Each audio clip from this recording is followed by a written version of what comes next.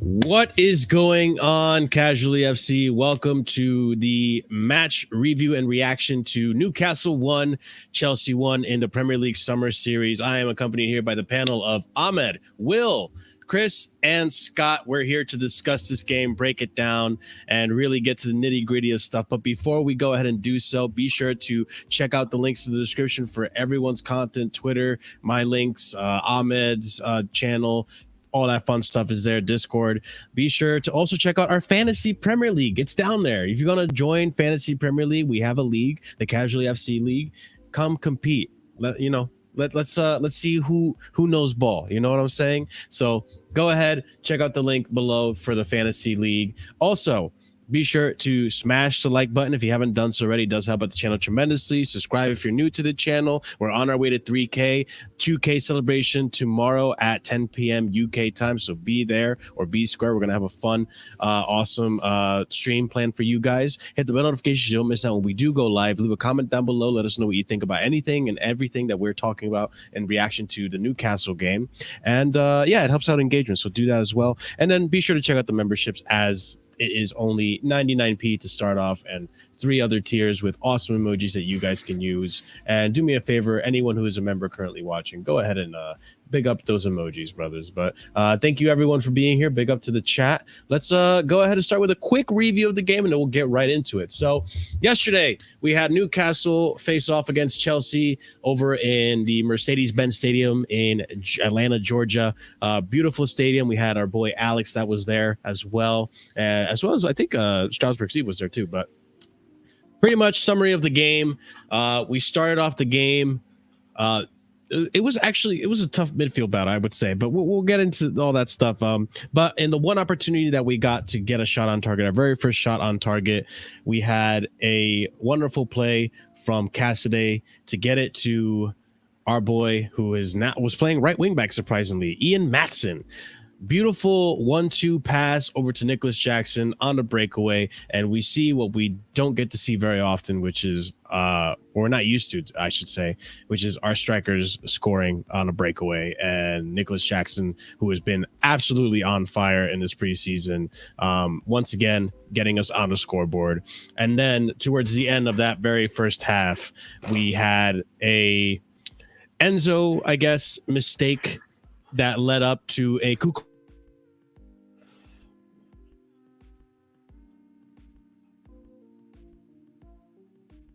if he was a better keeper, probably should have saved that.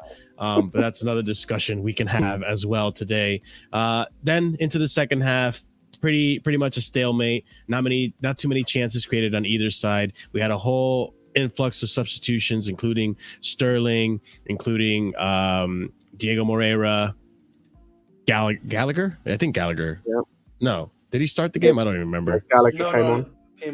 Gallagher did come on. Okay. And there was a few other substitutions, which we'll get into all those details. But overall, how I feel about the result, considering the opposition being Newcastle, a top 4 side who has more of a complete team than we are, and we're still in the project phase and building phase, and where we are with an incompleted team, a lot of youth players, I think I can be content that it was a draw. I would have much rather have had a win. But we have a lot to discuss. And I think the first thing we should probably discuss is the left back situation. Cucurella and Chilwell have not been looking too hot this season, I would say. I think up until the point of the goal being conceded, and we were having this debate backstage, we're bringing it now front stage. Up until that goal being conceded, I think Cucurella was having a brilliant game. Very brilliant defensively. Offensively, we know Cucurella is not that guy. Not as good as Chilwell, we would say, I guess. But yeah, it's those moments of rash decision making where, and I even said this to you, Ahmed, when we did the watch along. I think if Cucurella had actually slid in for the tackle and not had a moment of indecisiveness against Almiron, who is faster than you, then maybe we would have had a different story, or at least don't go for it. But that's the type of defender that Cucurella is. He just goes in for the tackle. He tries to stop the tackle before the pass gets there. And I'll say too, like, I'm actually a little shocked because one thing I did notice on that left-hand side for Cucurella is that he was getting beaten for pace. He's not as fast as I thought he was, which I guess it's a little bit of a cause for concern. But we'll bring it up to discussion. Have you been watching FIFA, bro? Have you been hoodwinked by the 81 pace on FIFA? No. I don't. You know I don't play FIFA, bro. Oh, shame. That's a shame. Sure. But listen, I'll start with the left back situation. Honestly, the left back situation is not looking good. To be honest, it feels like to me. I'll start with like Maatsen. He seems that Poch sees him playing a bigger role, like up the field, maybe in the left wing or the right wing, essentially, or somewhere in attack at the very least. That just leaves us with Cucurella and Chilwell. And I'll start with Cucurella. The problem with Cucurella, man, this guy's got the R1 button, like literally on up. If you play FIFA, he just plays R1 on non-stop. He just rushes into attacks, rushes into defense, like when the players like coming into him, and like all it takes is for someone just to sidestep him, and then they're just literally going past him. And like this is something that I noted to you, even Marshall. Like if you've noticed here, a lot of our attacks here have been targeted. A lot of these teams have been targeting the left side of our attack. They've been targeting Cucurella. They've been targeting Chilwell because Chilwell, you know, he's one that's not spoken about as much. Yeah, man. See, I got the controller always ready for that, man. Don't you? Xbox One Series X controller. But we're back here, literally to Cucurella. Honestly, he's just too rash, man. He's just too rash. And like there are times where he will just give you defensively this caught out, and he's not even providing anything in attack. Like in this game, for example, Potter just told him to just be, you know, a bit more of a defensive fullback, do your main duty first, and then the other stuff is the secondary if you can, and attempt to do it. And even then, he still had a lapse of concentration, which led to a goal. You then look at Chilwell. Chilwell, I think he's pretty good in attack. He's got a good shot on him. Yes, from time to time, you know, he might be not as great in attack, but defensively, he's extremely suspect, especially ever since he's come back from his injuries. All it takes is really like a lob ball. Because he goes so far in attack, yeah, he's not able to run back fast enough yet to come back onto defense. So teams are just able to pass to the midfielder, to then pass to the winger, and then they literally got a free one on the left on that wing, and then you're attacking either Levo, Cole, or Badi Shaw essentially. So honestly, man, the left back situation is beginning to worry me quite a bit. And you've also, you know, obviously got a midfield issue there, but just, you know, just those two in particular, that's what I'm going to speak about quite freely. You know, Lewis Hall. Say what you will about him. Even though defensively he wasn't that great either, I'll be honest, but he was pretty decent for overall compared to those two, I would say, last season. So that should be a big worry. Oh, okay. With the Cucurella situation, I thought Chilwell still did better because, one, when Chilwell came on, we still looked solid in defence. Chilwell going forward is better than Cucurella, I think, as well. And the Cucurella decision where did he stay by Humphreys, right? He stick by Humphreys. I thought he should have stayed by Almiron. It was, yeah. He should have stuck on him. I don't think he should have gone for a tackle. He should just man-marked him and stayed behind him. Make sure he just doesn't go forward. But like, Cucurella did all right defensively, but that one mistake can cost you. Say for example in the Premier League, because we of course, it can cost you. So. You know, you don't want those decisions. And I think the left back situations, I don't think we're like too bad because like we literally have like 4 left backs. We have Maatsen, like who looks good going forward. I don't know about defensively, but I heard good things. He could be.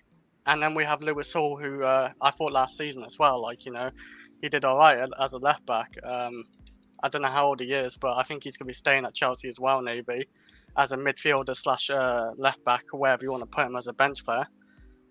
So I don't think we are like that, like, you know, fortunate for like left backs. We got like options just in case like Chilwell and Cucurella are just off it. We can use Maatsen or Lewis Hall. I think that I don't think it's actually that bad. They are good left backs in a day as well, I think, but I don't know, just stuff going wrong like Chilwell injury, Cucurella not a great season last season, but I will back him for this season as well. I mean, based off the previous 2 games, I have not been convinced by Chilwell defensively enough to even like. Here's the thing, like I don't want to jump the gun and say like, oh, Maatsen should be left back because I haven't seen Maatsen in left back for us at Chelsea. I want to see it. I want to see what that experiment could look like. This player has been really impressive this preseason because he's been showing that he's versatile. He can play on the left wing. He can play left back, according to his past teams and where he's played in those teams. And now we played right wing, and he got an assist and a wonderful assist at that. Like the be able to see that pass forward to Jackson, it was a wonderful assist, quick 1-2. But I'm just like, I don't know if it's Chilwell's previous injury or if he's just always been this way and it's just been masked by the fact that he's just been good offensively. And with Cucurella, it's another situation of like, I know, like, I think most of us on here know that there's a good player there, but it's like moments like this where it's just like, you've got to be kidding me. Like the one mistake that you made, especially now that we're 4 at the back, right? With 4 at the back instead of the 3 at the back, like most mistakes, most teams are going to capitalize on. You have one less CB. Like at least if he was at left wing back and he made that kind of mistake, cool. You have Koulibaly or Thiago Silva or whoever is in that 3 that can cover your ass if you do that. That was a situation where like, God damn it, man. Like we don't have the numbers back there to cover for mistakes, and that one mistake cost us. You know, it sucks. And I don't know if people want to get into the whole Kepa situation. I do have to rewatch it. I do want to say about Chilwell. Can I about Chilwell? Think about it. Like, you know, we had that injury like after under Tuchel as well. Do you think he's like too used to like left wing back just bombing forward more as a left wing back, and he needs to get used to a left back position again, like fully, like for a season? I think it's maybe a situation like that where we might have to I'm trying to remember, patient. Like, was Chilwell really that good defensively under Lampard? I don't think he was. I can argue for every defender. We were shit defensively under Lampard in general. So like, there was a time when we were okay, and then we collapsed. You know, in December we collapsed completely. But like, what was Chilwell like? Exactly. I don't know. I don't think he was. He's never been amazing defensively at all. Never. I thought under Tuchel he stood all right, but like he didn't have to rely defensively pure under Tuchel because he's left wing back. Yeah, like back 3. You have a centre back covering behind you. Exactly. I have to see this season. The thing with me with Chilwell, especially last game, and not even like, and like a little bit in the game previously, is it's not even just defensively, because we know how bad Chilwell is defensively, or subpar if we're being kind. For me, it was how terrible he was going forward. Like, I'm sorry, like in the last game, say what you want about Cucurella and about the first half, we got worse in that second half, and it's not just down to Chilwell; it was down to the other subs as well, the likes of Gallagher and Sterling. But Chilwell came on, and the only thing he offered was an overlapping fullback. But the problem is that when he got the ball in those overlapping positions, his final pass was shit. Like, so it's not even like he's doing good work offensively anymore. I said this in a group chat I was in earlier. Like, if I'm Chelsea this season, number one, that left back position, depending on what the plan is with Hall and Maatsen, because I think with Maatsen they see him as a winger. I think Poch sees him further forward, which I'm happy with. Like, I'm happy to do that. He seems comfortable playing there, especially at the minute he's playing more like inverted. He's playing really narrow. So he's always playing like a number 10 at times, almost what Eriksen was doing for Poch at Tottenham. But if that's where he's going to be going forward, depending on what the plan is with Hall this season and going forward, if I'm Chelsea Football Club, the left-back situation for me is make or break for both of those guys, by the way. It's not just one or the other. For both those guys this season is make or break. This season, I'm keeping an eye on both Bayern Munich and AC Milan to see what the situations are with both Davies and Hernandez. I'm keeping an eye on both their situations in terms of, obviously, we know Hernandez, apparently there was there was a bit of tension out with the whole Maldini thing. Just monitor that, see how good Milan do this season. If they start faltering, if they're not, getting into the Champions League, they're not doing that well. Maybe see if there's some scope there of getting him. Same with Davies. If there's some scope, maybe you can, of getting him, see what you can do, because we need an upgrade in that position. Because I liked Cucurella. I thought he was going to be a lot better than he has been. I still maintain he's been decent. This is just poor decision making, really poor. He was too close to the centre back. He should be more wider. That's what I was talking about. Like, he's just too close to Humphries, I think it was. I can't really tell about the quad. Okay. Yeah, this is the game. He was too close to the centre back. He should be more wider, from my opinion. But look how close he was. Like, that's what I mean. If he had just gone for a slide tackle, he probably gets there. Yep. But I think it's that moment of indecision, that lapse in concentration, that maybe even lack of confidence. Who knows? Where like it just costs you. And I say lack of confidence because I think it's safe to say, and Ahmed, we pointed this out backstage, but like we look at a lot of the players from last season that are still in this team, other than Reece James. And these are the players that have been lackluster this preseason so far. Or they just Chilwell, maybe, Gallagher, Sterling. Enzo letting run past. I didn't even notice Enzo. was it just maybe because they're not at that level? It can just be as simple as that, bro. At the same time, Yeah. I mean, I if think you're that's not lack at the of level concentration. of youth players, like these other players, what? How old is Cassidy? 19, 20? Andrew Santos, 20 or 19? You're really going to have these players that are youngsters come into this team and outpace you, like show off over you. Like, it's just, I don't know. That's embarrassing to me. Like, these players who have already been here, already know what the team is like, already know what the Premier League. These players should easily be showing these kids the ropes. Instead, it's been the other way around. listen, man. Players go through inclines and they go through declines. Maybe these guys are just going through their decline period. It can really be just as simple as that. Like you look at Cucurella, before he came to us, he was looking amazing. He was looking great. Obviously, the season that we had under Tuchel, Potter, Lampard, and Bruno wasn't great. And now he just seems to have like declined essentially. You look at Chilwell, back-to-back major injuries. He was already slightly suspect before the injuries and defensively. And now, yeah, he was slightly suspect. I'll be real, man. Come on, guys. Like, if you actually look at some of his stuff beforehand, he was not. I thought he was very solid for Leicester. Like, yeah, going forward, I think that's the biggest highlight. But defensively, I thought he's still. To be fair, looking at Chilwell at Leicester, did anyone seriously actually want him when we signed him? No. Yes, I did. All right, listen, Chris, your special case. I actually did want Chilwell. Like, I was sick of Alonso. I was sick of that guy. I wanted a left back who was decent defensively and good going forward. Saka put that guy in a spliff yesterday. Actually, funny enough, Alonso. And 50 million. I was actually so happy. To be fair, I echo what Scott said. To be honest, like with looking elsewhere, at the start of the window, I would have been even open to not even go out of the country and maybe go to Man City and see what João Cancelo's situation was, because although a player like Cancelo has like faults defensively, on the ball you're not getting a fullback. Well, maybe by Brent. Like as a on the ball specialist, you're not getting a fullback that's better on the ball. So, I will say also, maybe we move on to this next part of the topic.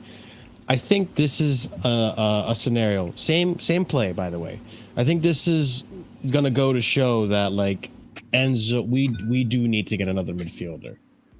We do need someone who has a little bit more experience, because look, I love Enzo. I genuinely do. We all know he's a fantastic player.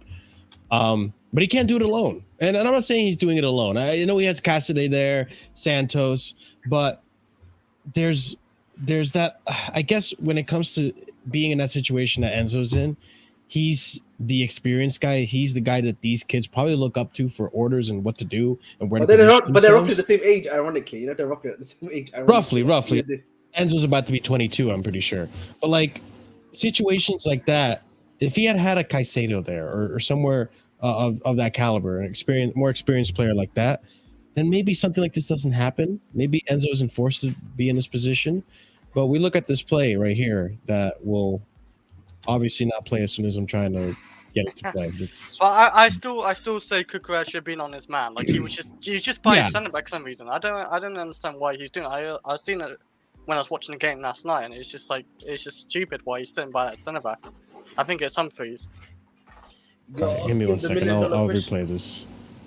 Of course, it doesn't want to do that. But yeah, you can argue like Enzo let him run past and stuff like but that. We know, yeah. but it was Enzo's first game back. Enzo did, right? I'm not going to be too harsh on Enzo, obviously, because it is his first game back. But in general, guys, we know Enzo is not so great defensively. We know that his thing is really, being like, almost like a similar type to Fabregas.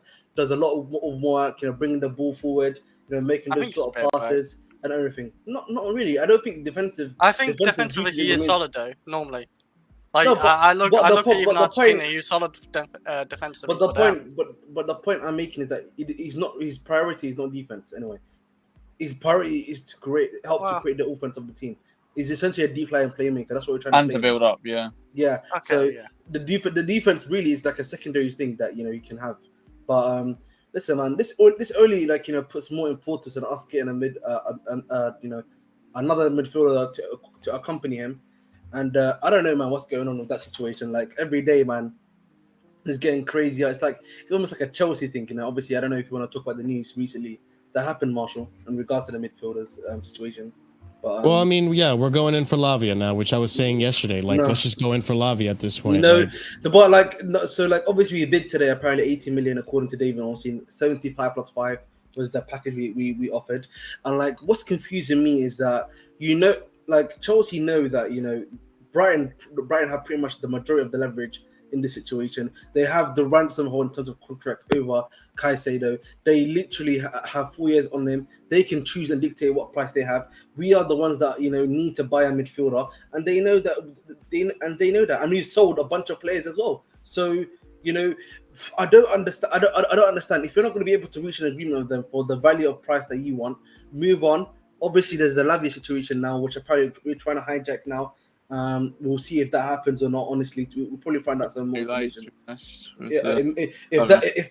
Even if it is too late, as Will is saying, then you're gonna have to look for alternatives. Whether that be the Benfica guy that was next to Enzo, whether that be a Yusuf Musa, whoever it may be, you're gonna have to find someone that is gonna be good enough. That's up to the scouting department.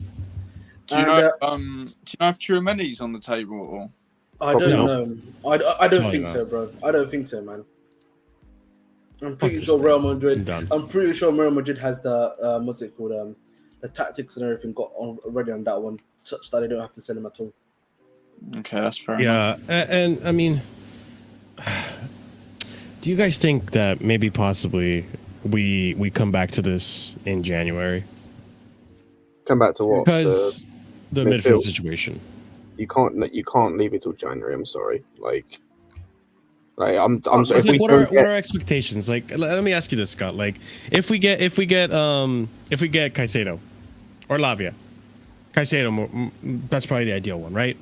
Then what are our expectations for Chelsea? And then what are they without? Like, where are we with expectations in terms of my expectations right now are 7th, by the way. I said this on the stream yesterday. My expectations for this club next season are 7th. Is that with the squad as it is right now is 7th.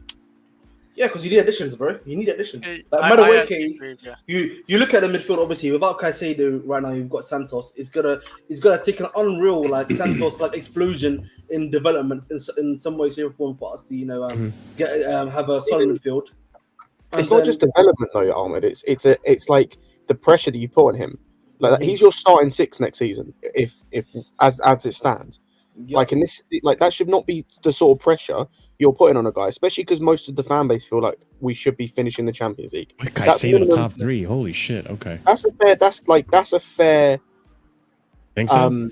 Yeah, that's fair. Like I would probably say top 5, but saying top 3 is not out of the realm of possibility with Caicedo.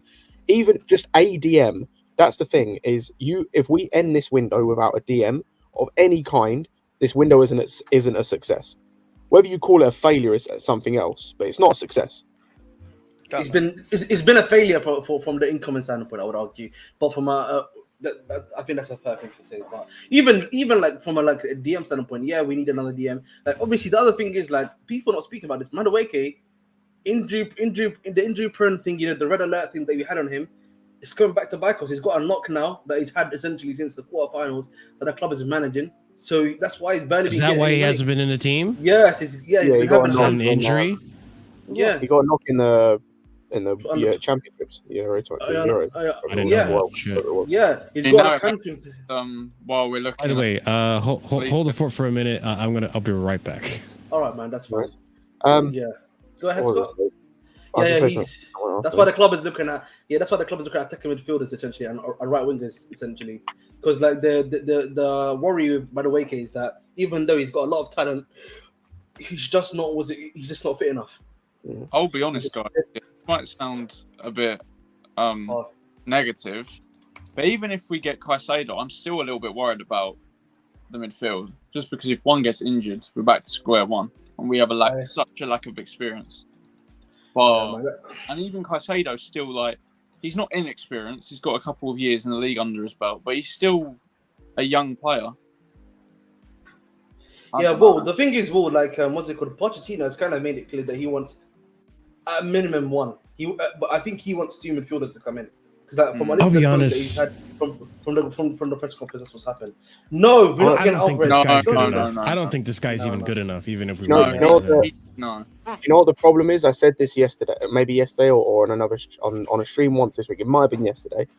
Whoever we go for that isn't Caicedo is going to look inferior in comparison until we see him play. Exactly. Whoever you get, Alvarez could be incredible. I don't know. I haven't watched enough of him. I've seen a little bit of him internationally, and he looked good, but I haven't seen enough of him to know. Marshall's seen more than I have because obviously he's a don't even Internationally too, but I have a different opinion than you do. That's fair. I haven't seen him think for Ajax. I genuinely don't know. He could be incredible. He's Yeah, gonna maybe. he's gonna look in the eyes of the fans and just on paper, he's gonna look like such a downgrade to compared to Caicedo. I saw someone talking about Lavia today, for example. Lavia could become where Caicedo is, right? Right now he's not. Caicedo is at the level that you want in that area in terms of midfield as a DM. Lavia could get there. He's not there right now. So again, you could get Lavia in for 50 mil and it will be a good deal potentially, but it's going to look inferior as a player and whatnot. And that's the issue you've got, is you've put yourself in a position where unless you get Caicedo, anyone else is just going to look inferior until we actually see them play. When they play, they may look incredible, and it may be who cares, who gives a shit about Caicedo, right? But until that moment, everyone's going to look inferior. And like, just to add to your point, Scott. Just to Oh add my your- god, it's work. Yeah, just to add to your point, Scott, quickly. Yeah, even if you bring in a guy like Lavia, you're almost in a similar predicament to Santos because you're putting so much pressure on him too to like basically succeed in a pivot of Enzo. So it's not even a win-win situation if you bring him in. So. I think bringing in Lavia is just getting another midfielder because we're very light in that department. We need more depth, and I think he would just be another depth player. Whereas Caicedo is a starter. I actually disagree with that. I think Lavia could start for us. Like, if I'm being honest, like out of the ones we've got now, I think he's. Well, let me ask you this then: what do you think do you think Lavia is that big of a difference between Santos? Oh, I think because that's the big debate. First phase and under pressure, 100%. I think Lavia is a more talented player. Like whether we want to say this or not, and obviously I've seen more of Lavia play because it's just natural. He's been in the league a year. I think Lavia, from what I've seen, is a very talented footballer, and yet he is worse than Caicedo right now. I don't think the ceiling. I think he's got a very high ceiling. I don't think the ceiling's much different at all, even if it is different. I just think Caicedo's had more experience, and I think he is a superior footballer now. But I would honestly, in a dream world, I'd love to sign both, but it's not going to happen, is it? So it is what it is. I do worry for Lavia a little bit if he has to start every game week in, week out, which is the point everyone's making. But I think he's more suited to do that than everyone we've got bar Enzo, like by a country mile. Question for you guys on this play, because now that I'm looking at it too, if Caicedo, if you replace Cassidy with Caicedo, do you think this doesn't happen? I think Because he's we look closing at down. Cassidy. Yeah. The main issue is still on Cucurella for me, though. Yeah, I agree. He should have been on number one. I'll be honest though, Gordon should not get from that. That's actually disgraceful looking back on it. To be honest. Yeah, that's what I mean. You Like went from side to side. Enzo got beat there, and that's like you look You at know it. Who's the here. first guy trying to tackle him anyway? Enzo does really poorly there. Do you know what the issue Oh, he is? went the Yeah. wrong way, man. Do you know what the issue is in with the Enzo thing and just that? Sure. Enzo doing that wouldn't necessarily be a problem if Casade, and this is not me trying to put loads of blame on Casade, it's just an age thing. If Casade is more switched on there, like Enzo can do that because Casade is covering the space that he's vacating. Yeah. But Which is why Casade's we need not Caicedo. switched on as much because again, it's a new team, it's a new pivot partnership. It's like he's young, and I don't expect him to be always switched on there. But like that just alleviates the problem. I think I'll be real. I think maybe Santos, or as you said, a Casado in that situation might read the game a bit better, and maybe he doesn't get quite as far up the pitch. Also, Mate. Scott, Enzo shuts him off to run into that space. He probably plays it to the player next to him, and the pass is probably still made. To be honest, I'm not making excuses. I think we literally just said Enzo got beat there. Like that shouldn't have happened. no, I know. I'm saying We're just saying like. Well, no, I'm I know. saying- I'm not saying you. Yeah. Will. I'm just chat in general. I'm just like we're all just saying like this is why we need a better defensive midfielder, because if Cassidy was, let's say, Caicedo, then you probably don't have that. Then you probably have a backup in case that happens, because the midfield is going to lose the ball. Like that's like, it's going to happen. Like Enzo's not perfect either. Like there's going to be times where Enzo's going to try to make a pass and there's like a deflection and it goes a counterattack, you know? It's not even that, Marshall. We know that literally defending is his worst attribute. Yeah, we know that. And defending in transition is his worst attribute. Like easily, comfortably his worst attribute. So he'll get beat in those situations because he's not good defensively.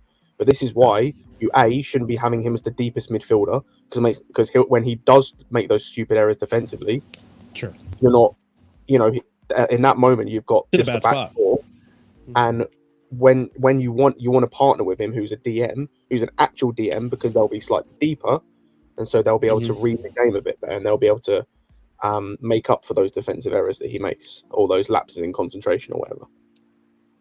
Yeah. The other thing I guess we should talk about is the goal itself. Maybe I should get you guys on this. I don't really blame Kepa too much. Like, I don't know, Chris. Look at this. Look at this. Kepa is a good low driven shot. No. But look at a world class keeper probably saves it, but I know Kepa's not world class. Okay. Like Allison would say that.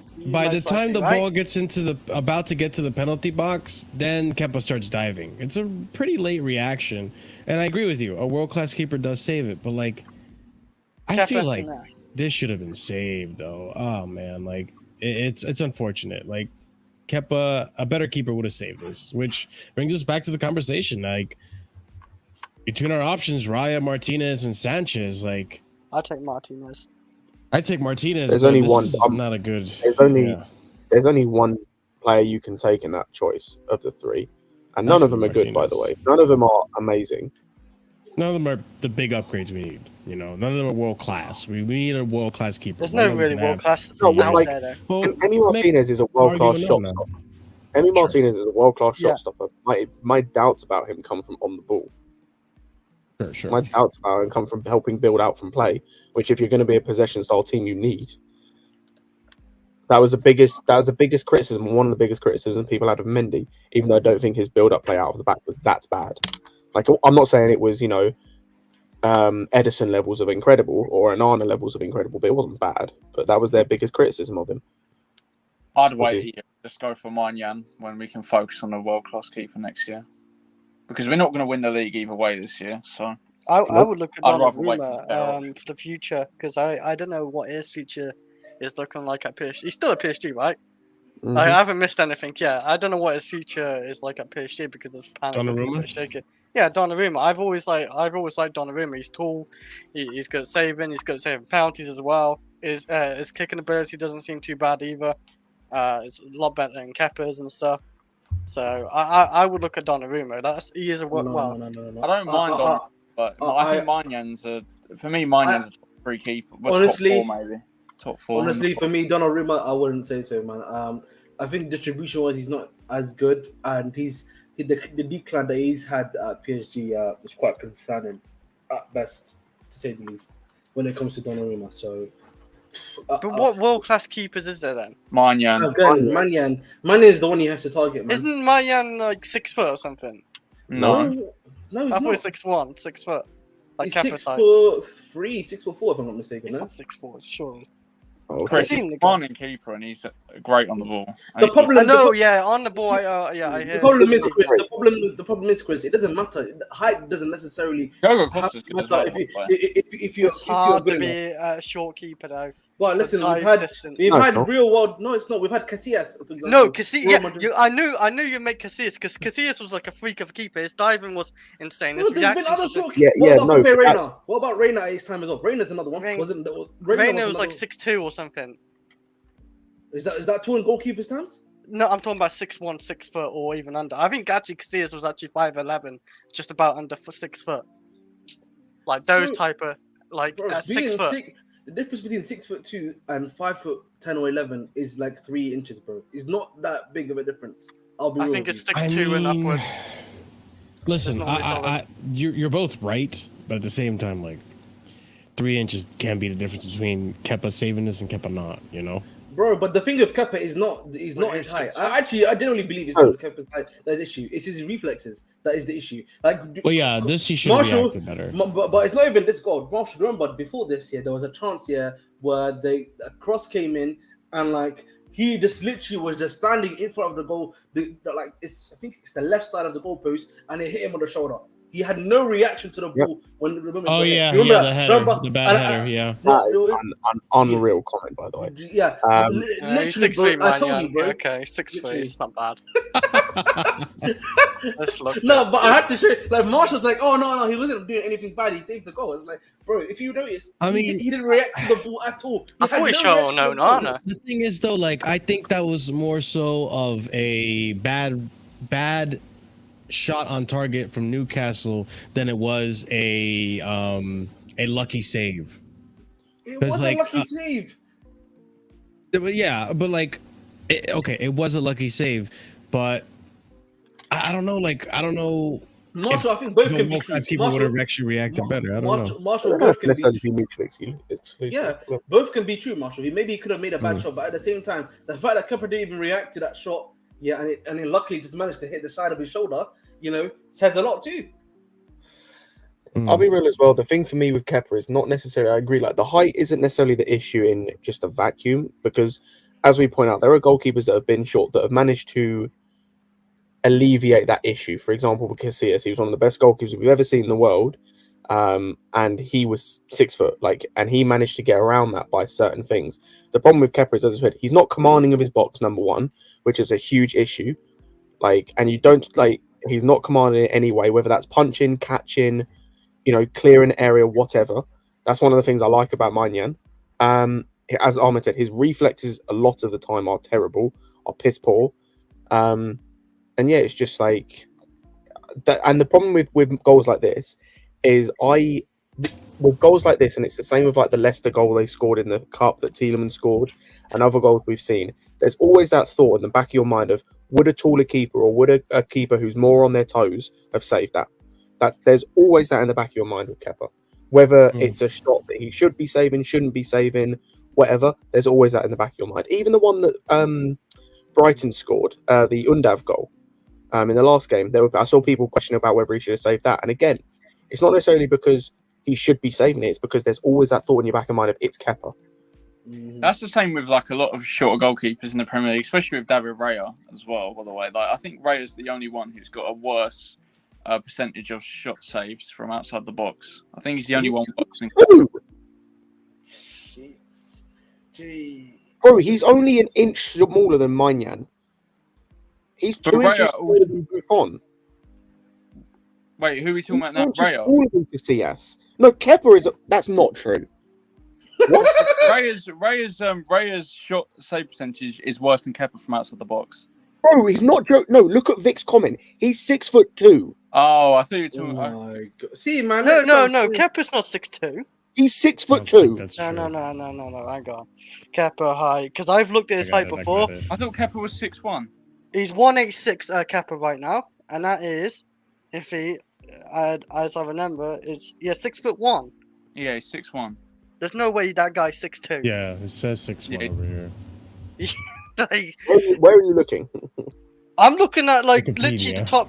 Yeah. I'm looking at Wikipedia as well, and it says 6'2", by the way. No.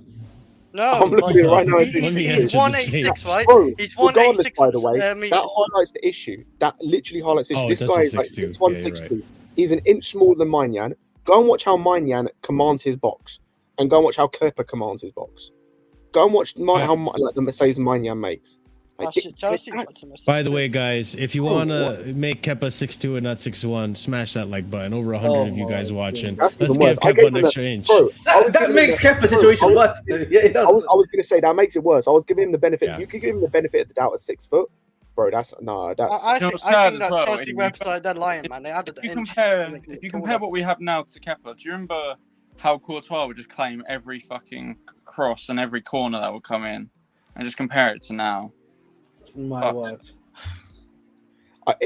Oh my god. Oh wow, this is directly from the site. God of Frogs. Yeah. Yeah, I looked at Nice. Chelsea. I think they're lying, man. 6'2". How can you say they're lying, bro? You Come know on, how like man. how That's you the know how Chelsea like website. you know how like guys anyway like up their height just by an inch. Yeah, that is common. I They think don't it's do like- I don't that, bro. think They they literally do take that. measurements properly. Yeah, Yeah, nah, that's what they do in the medical. You know they what, they the- get no, all the these whole dimensions Premier and League- stuff. It's the whole Premier League will like not take as many long shots, seeing he's 6'2". That's why they're lying. Huh? They're lying. That he's 6'1". There's no way he's 6'2". 6'2 is think- actually To be solid fair, height does for a it, to be keeper. fair, does it I really think they're matter? 6'2". 6'1" or He's the 6'2"? same. He's Pretty the same massive. height as Edison, by the way. Yeah, I In think fact, he's a little bit He's short. actually technically taller by like a centimeter or a little bit. He's like It's not a good 1.89 meters, and Edison is 1.88.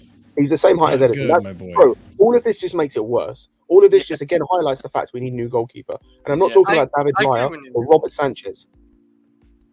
I'm talking about you To be need a fair, good, like, we need an upgrade of biblical proportions. It's actually so embarrassing that there are options as well. Like Raya has a worse, like it's actually worse. Okay, Metal Face 2 made wrong, by the way. You're wrong. Sanchez a year ago was good, but now he's like third choice to Brighton behind Steele and also that new Belgium goalkeeper they signed. So are we really going to sign Brighton's third choice goalkeeper? That's so embarrassing. And that guy's not even a good goalkeeper. That guy's not even a good goalkeeper. Like they can't even save. Oh my! Oh, I need to stop looking at goalkeepers' heights. Bro, I'm looking at goalkeepers' heights. Oh, it's pissed me off, bro. Oh, it's upsetting me, man. I can't even How lie. I don't understand how Kepa looks so small in goal at times. Then. He's the same, bro. But it's because he's made of sticks. It's because he's got the body frame of Kai Havertz. Yeah, That's why. his arms are pretty short too, so that probably doesn't help. That does not help. Oh, Yeah.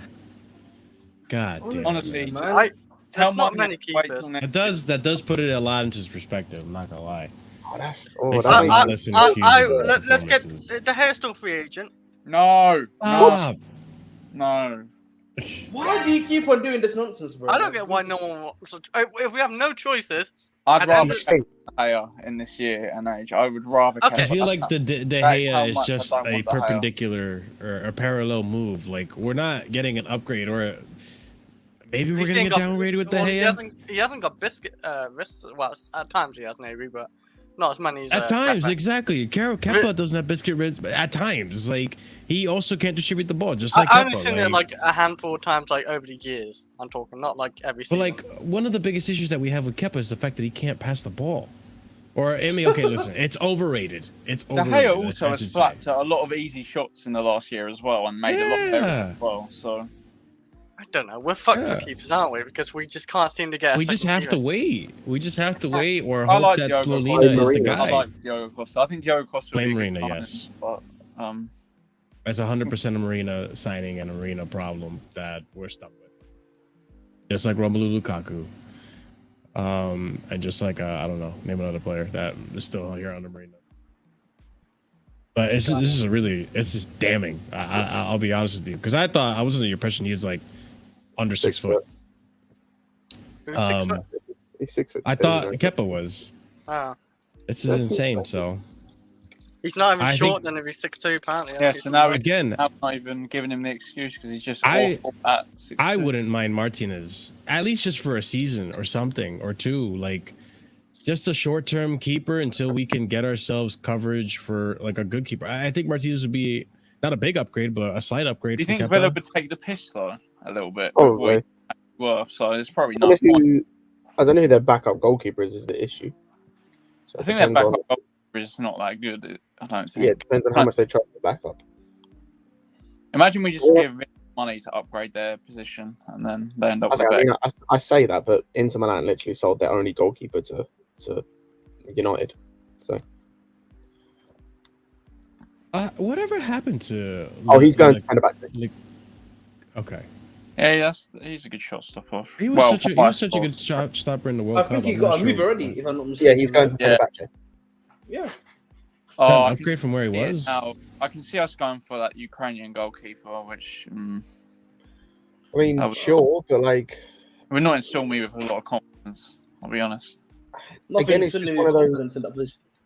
no, it's just one of those positions where it's like maybe that they hit that if we get Trubin right. No, God of Frogs they released Handanovic. That maybe Trubin comes in and he does like Jackson does, where it's like he just surprises us with how much better he is than we think he is. Hopefully, to answer Josh's question, like single-handedly, double figures at least. That's how little faith I have in Kepa, as I think he costs us single-handedly at least double figure points. Has anyone here watched Lafont play at all? Yep, I'm a big fan of his, to be honest. But I don't see us from people, I haven't really watched Lafont, but I'm talking about from people that I've kind of heard from. They say he's a little bit like Courtois, like really, really good shot stopping, commanding, just on the ball a little bit patchy. On the ball, he's not that great, but like as a shot stopper though, he's very. I think you know who I can give you like a recent example. You know, like how Mendy was a really good shot stopper until like he had that crazy decline with us. Yeah, that's what he's like. Honestly, that's why I would go for him personally. Fair. But the issue, man, at the end of the day, man, is that the goalkeeping situation. We know the market is quite hard for you to get like a world class player, obviously with Manian, and then the other options that are left is quite difficult. I see someone mention Sommer. The problem with Sommer's an all right goalkeeper, but we saw what he's. If you've been watching Bundesliga, he's not been great either. So he's had a slight decline. He got worse when he got to Bayern. Yeah, when he went to Bayern. So it's like the market is like very similar to the striker market, where like it's either you got prospects or like you know one or two world class players, and the rest in between all have their positives and negatives essentially. Mm-hmm. Yeah. So in the Premier League, I think there's only one like perfect goalkeeper, and that's probably Alisson. Edison's obviously very, very good, but still has the odd mistake. Onana then you have like the other tier, which I've put Onana and as the best of the rest. But even him, I think he's got balls in him as well. The thing is, even like you look at Martinez, right? And like Martinez, I think he's a good shot stopper. But even he has those times where he can be a bit crazy, and then it's just a matter of like his ball. Do you just rely on him to do what Czech was doing at Arsenal, where he would just throw the ball with his hands to make those long passes rather than use his legs? You know what I mean? Yeah, the good stuff. literally, is that we're going to have to start relying on or something? Like, oh my lord, man! I don't think Kepa has a long throw. You know, the keeper situation is pretty peak, unfortunately. But I will say one thing. I was, before the preseason, I should say, I was worried about the striker situation. I'm not so worried about it anymore. I'm not so worried about it anymore because we got Nicolas Jackson, and this was the goal. Cassidy, brilliant play moving forward. And that's one thing I should mention as well. That's one thing I should mention as well. Cassidy was impressive in this game. And I know Brighton was a little lackluster, but this game... Cassidy. No, I mean, what did I just say? Did you mean to say Brighton or Newcastle were lackluster? I think when he came on against Brighton, he was lackluster. Oh, I disagree. Like he had some 50-50 moments. I think the opposition was the midfield opposition with Brighton was a little bit of tough competition. It did challenge him, but I think he stepped up tremendously in this game. And he showed what he could do. And it's a Newcastle side, I have to emphasize again. And then this from Maatsen was brilliant. Like the amount, how many times we've complained about players taking too long to release the ball. Maatsen already knowing that Jackson's making the run and then releasing him for this goal it's just brilliant. And it goes to show if this was Kai, I gotta admit, if this is Kai, we're not making this. It's directly at the keeper or it's going wide. If this was Kai, I'd been blown for offside. Let's be frank. Or the fair enough. That too. With the under certain other player, would the pass even got through as well? No, we said this on Lewis's stream. If you pause it, hang on. There. Wait, the back five. If you pause it when he receives the ball, Marshall, if you can. Back three. When he receives the ball. 100%. Maatsen is. If it was a certain number 19 who is still here for us, he's 100% playing that out to whoever's on the left wing right now. Yeah. He's 100% hitting that out wide. And not only that, the pass is going to be behind the guy on the wing, so he has to take a step back and the counter-attack dies. That's a 100% fact of what he'd do right now. Or the ball is hitting the goalkeeper in this situation. Like, he's literally overhitting it straight to the keeper. That's such an impressive pass, isn't it? And he's a left back. You know what? You know what's crazy? You know what, It's though? not even an impressive pass. No, It's the fact that we haven't seen it in ages. Yeah, that's the thing. It's such a, like, this isn't to downplay it. Like, it was It's a good pass. basic, It's you not, know? I say it's not that Cancelo outside the foot cross we saw to Haaland. Not like It's a like Fabregas pass, you it's know? it's not a no look over the top through ball that Sherlock can hit first time, whatever. It's a simple through ball. We just haven't seen it. It's the same thing with how gassed we're getting about Jackson. He's been quality, but we're gassing him up so much because we haven't had that. We've been starving. Right. We've been starving. Malnourished.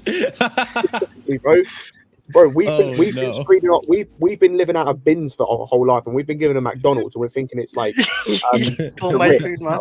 that's literally we're eating McDonald's now, but we've had like bin food our whole life for like 4 years. Oh my That's days. what we're feeding bro. off now. Matt's It's horrible. a wing back as well doing this. So Yeah. I'm convinced Mattson needs to stay in a team. He's like probably the number one. He has to be that somewhere has to stay around in on the this team. bench at least. Like, This- come on, at left back least. or attacker. it's crazy how, like, for example, our other players that are more experienced, we've had to go, oh, they're not suitable in this role, and you got Mattson who's just played about 3 roles in the last 3 games, on and off, rotating. It is The impressive. versatility is very impressive, yeah. He hasn't I'll be complained. honest, He's just stepped up in each Off the top position. of my head, and if people disagree, whether on the stream or in the comments, please argue this.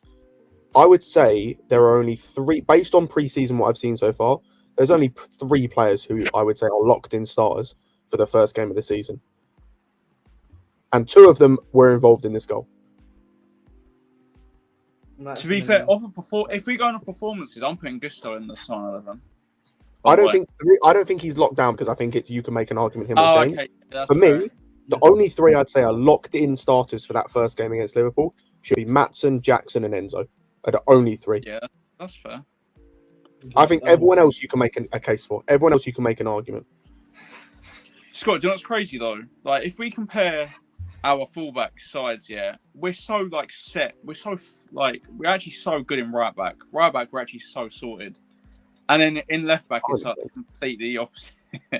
we don't really know what's going to happen. But I think in right back, seeing how good Gusto's been, and I did like Gusto. Gusto was so solid yesterday. I'm not gonna lie. Yeah.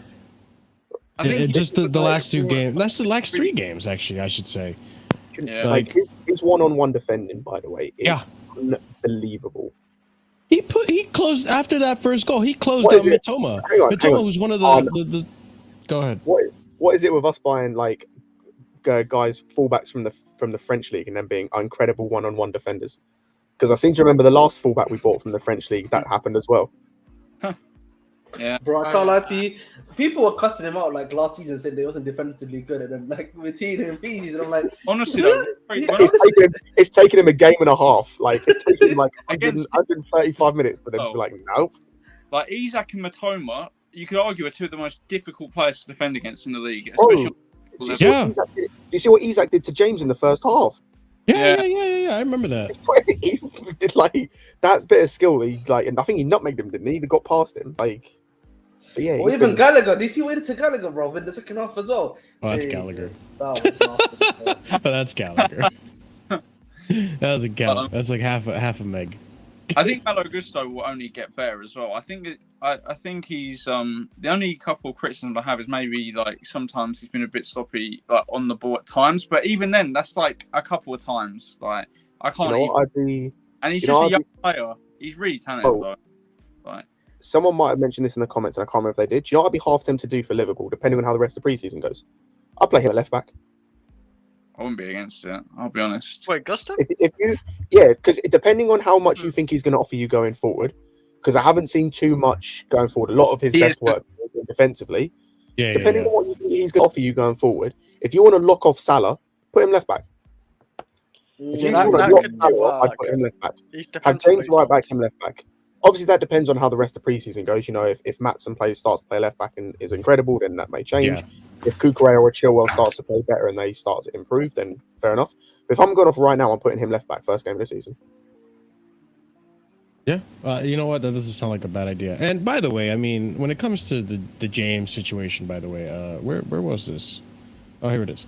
I'm not gonna get too critical on James. It's his first game back since what, April or March? Like, he was injured and he was out for the rest of the season. It's just a good piece of skill, like, more than anything. I don't put that on James. That's just he's at just being skillful.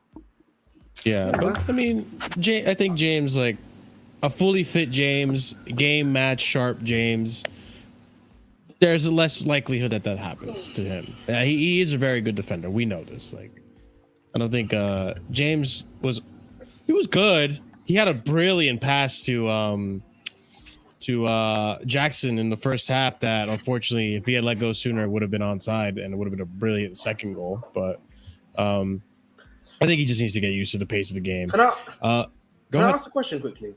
I don't know if you guys have seen the news that of Marquinhos is apparently available on the market. So I'm saying if the rumors about Chalobah, like, you know, that the club really want to sell him in, and I think you can probably get Marquinhos for 55. He was really good last night. He was really good last night. Listen, Yeah, if you're willing to sell it for 50, if you're willing to sell it for like 25-30 million, you can bring in probably Marquinhos for 55 to 60. guys, That's an upgrade, bro. I'm not gonna lie to you. You said Marquinhos, but the very first thing I thought about wasn't even center back. I thought about CDM because he is capable of playing that position. We've seen it on our Tuchel. But I feel like you want to play with his primary position. And as long as we don't sign Mark Gahey, I'm fine. Literally, Okay, you say play him in his correct position, but he's a really competent CDM. He's not bad at that position at all, and we need someone there. True, but we also want our centre backs to be able to be very comfortable bringing the ball out, and from a right-sided position, Marquinhos is one of the best. So, I mean, listen, I would love Marquinhos in this team, regardless of where he plays. But I mean, to bring him in, I don't know how true that rumor is going to be. He just signed a new contract last season, didn't he? No. Like, that's because he signed a new contract does not mean situations change. Yes, look at Lukaku, bro. Look at Lukaku, bro. He signed a contract. Fuck Lukaku, man. The situation makes it more expensive. That's what I'm saying. Like, does the club want to spend that much money on the player that is of that age and probably not going to have a long-term contract? Like, we're doing long-term contracts. What are the comments he supposedly made? Because that's the report. I have no idea. So yeah, he said he made comments. Yeah, I don't know. Maybe something to do with, like, you know, Neymar considering they're both Brazilian mates and stuff like that. It has to do something with that, bro, for sure. But, you know, we'll see. By the way, guys, 88 of you watching, 45 likes. Come on, I know some of you haven't pressed that like button. Be sure to smash it. It does help out the channel tremendously. So smash that like button. I think someone we have to talk about. We could talk about either Gallagher or we could talk about Sterling. I think both these players need to be discussed.